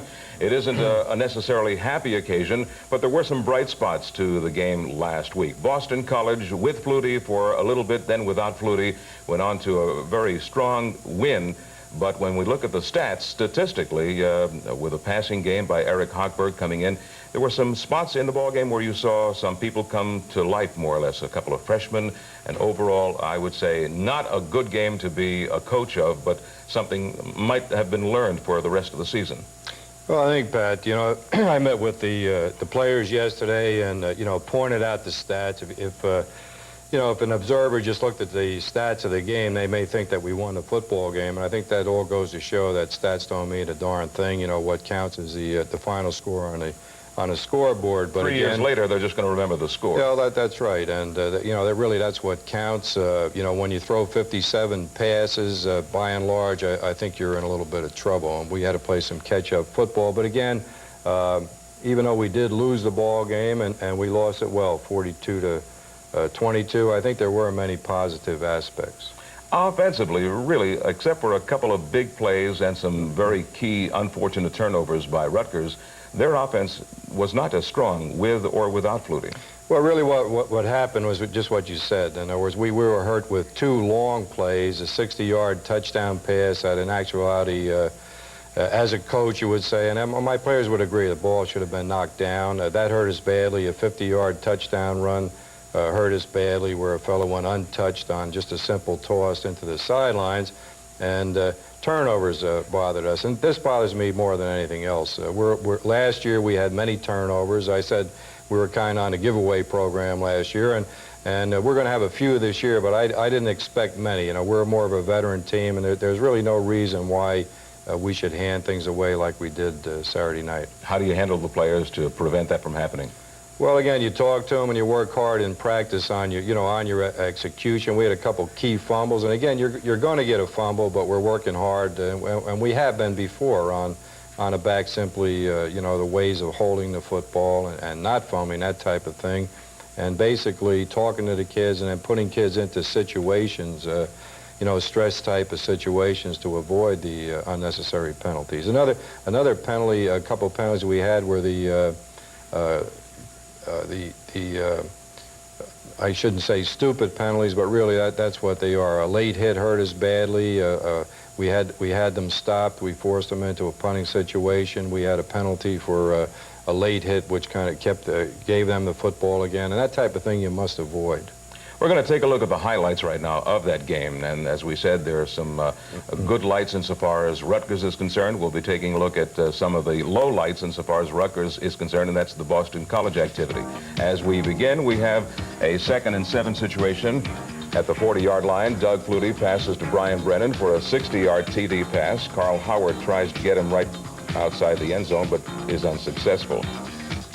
We won't see a replay on that. We do have the point after touchdown by Kevin Snow, which is blocked by Joe Corbin very quickly there. Good block by Joe. Joe did a great job. In fact, he got 2 in his football game, and he's always been a great special teams player for us. Here's Tom going for a 39-yard field goal with 1 second left in the first quarter, and that made the score 6-3 at the end of the first quarter. Right, Tommy missed his first field goal try, and I was real happy to see him come back with a 38-yarder. I think that showed something about the young man. On a 1st and goal from the 2-yard line, fullback Bob Biestak over the right side for a touchdown. And we'll see a replay on that. Bob was injured in that ball game, too, I believe. Yes, unfortunately, I don't think BC is going to have Bob for the rest of the season. He broke his arm just before, I think it was the last play of the first half. The point after touchdown was no good, and that was not shown, but that there was a 42-yard field goal, which was blocked by Joe Corbin again. Rutgers' Barry Bukowski recovered and returned it for 6 yards. We'll see a replay on this. That's Joe taking off. He's blocked several in the past, and as I said, he's a fine special teams player. And one bright spot of the football game for us, Pat, was our special teams play. I think overall they did very well. Shortly after this, Doug Flutie suffered a mild concussion and left the ball game. And here, after a fumble by Eric Hochberg, BC had a 1st and 10 from the 50, and tailback Troy Stratford get that untouched run you talked about. Right. We won't have a replay on that. We continue with the 3rd and 6 from the BC 9-yard line. Here's quarterback Eric Hochberg rolling right and passing to Dwayne Hooper on the goal line for a touchdown. And we do have a few replays on this. You'll be able to see this a couple of times around. Right, Eric comes out of the pocket on this. This is a sprint type of pass, and we put Andrew Baker in motion, got into what we call a trip formation. We have 3 receivers on the right side right now. The wideout is going deep. Baker's coming out short, and Hooper is right in the seam, and Hooper's getting the pass from Hochberg. A very good pass. We have one more replay. By the way, the 2-point conversion, the pass to tight end Alan Andrews was no good after that touchdown. It's not shown, but here's the replay on Hooper's reception in the end zone. That made the score 19-9, ending the first half. In the 3rd quarter, place kicker Kevin Snow kicked for a 29-yard field goal. The field goal culminated 83 yards in about 13 plays, making the score 22-9. And on the kickoff, Albert Smith took the ball on the 5-yard line, had a nice return coming back, but fumbled, and again gave BC the ball in great territory. Yeah, this is something that we just can't do. You know, we turned the ball over just before Stratford went on a 50-yard run, and then we fumbled again and gave him another TB. This is Stratford going in for the score, and we just can't. We must avoid that type of thing. The 2-point conversion attempt, by the way, which is not shown, was intercepted by Butch Young, so it was no good. Now on a 2nd and 1 from the Rutgers 25, Hochberg passes intercepted by Tony Thurman at the 46, and he returns it about 14 yards. And then on the next play at the 32, Boston College, new quarterback Sean Halloran passes to split end Kevin Martin in the end zone for a touchdown, and that made the score 35-9. The PAT was good. Now Rutgers with the 1st and 10 from the BC 31 passes to Andrew Baker for a gain of about 27 yards, and we'll see a replay on that. I think it's a real nice pass. Baker found that they were playing it too deep, and Baker finds a soft area. Rusty laid it right in his hands. And I have to credit the BC sophomore quarterback, Pat. He did a great job in that football game. Coming in cold right, he hasn't seen too much action with Doug Flutie the last couple of years. That's right. We have, of course, 2 plays later right there, Vernon Williams going in on the 2-yard run. There you see it on the replay. Right. That made it 35-15. Now, we have a couple of things that happened very quickly. After the Williams TD, Rutgers tried an onside kick, which was successful, but then They gave up the ball 2 plays later. Here's a kickoff return by freshman Jim Shednack for 37 yards. He had a great night on returns. This kid is going to be a very fine football player for us. He's a real fine athlete, and he's going to be playing a lot of football for Rutgers in the future. Rusty going to Boris Pendergrass for 39 yards on that pass, and 2 plays later, he passes again to Boris on an 18-yard TD, and watch the run after the reception here. Yeah, this is a tremendous effort by Boris. You know, he's got very good movement, good speed, and he sensed the goal line was near and he was going to get in there. We're going to get a chance to take a look at it again, and the second, third, and fourth efforts here are fantastic. His first move is a good move, but the next move I think is an exceptional move right there. I think that's a very exceptional cut. As you say, Pat, he certainly wanted to get in the end zone, and he did. He sure did. Excellent effort by Boris there. So there we saw some, as I said, some highlights, some good lights, things to look for maybe for the rest of the season. Well, we always have to look to the positive. I don't think we can dwell on the negative aspects, with the exception that we have to correct the negative parts of it, which hopefully we'll be able to do. Next week is Syracuse. In just a few moments, we're going to take a look at some highlights from Syracuse football, and we'll also find out who the starting quarterback will be. All that comes up next, right here on the Rutgers Sports Review. Stay with us. We'll be back in a moment. Rutgers Sports Review, our guest is Coach Frank Burns, and Coach, Syracuse is coming up. Eric Hochberg, Rusty had a fairly good night playing, of course, catch-up football, as you mentioned, with a lot of passing. His stats were very good. What's the situation from the quarterback standpoint against Syracuse? Well, as you say, Pat, I think Eric did have a good night. He threw the ball very well. I liked what he did, and I'm going to give him an opportunity to start against Syracuse this week. Right now, we're going to take a look at Syracuse and see what occurs when Rutgers meets Syracuse. This is, of course, a couple of plays from one of the games. Todd Norley passing to Marcus Hackett in his contest. This is against Kent State. Syracuse has some very fine, skilled athletes, I think, Pat. Maybe possibly the finest that we'll play against. That's Brent Ziegler going for about right. He's about a 235-pound fullback with very fine speed. And Norley, their quarterback, came on real well against Northwestern this past week, and their running game was great against Northwestern. They had over 300 yards. It's a long pass to Marty Chalk. Right. Marty Chalk is one of the better tight ends in the East. He's a kid who was hurt last year and didn't play for Syracuse. And Jamie Covington here is going to go for a touchdown, about 20 yards. A very fine back. And incidentally, he carried the ball one time last week against Northwestern. They went with his sophomore, made 120 yards. Covington again. This is a 3-yarder into the end zone. We have a couple of defensive maneuvers. Quarterback Kent State, Ken Bensetic, was sacked by Rich Roche right here. Syracuse defense is, you know, a veteran defense. They're very quick. They're quicker than BC, and they can give you a lot of problems. Another sack here by Jamie Kimmel, and that's the extent of the highlights we have in that game. Syracuse played against Kent State.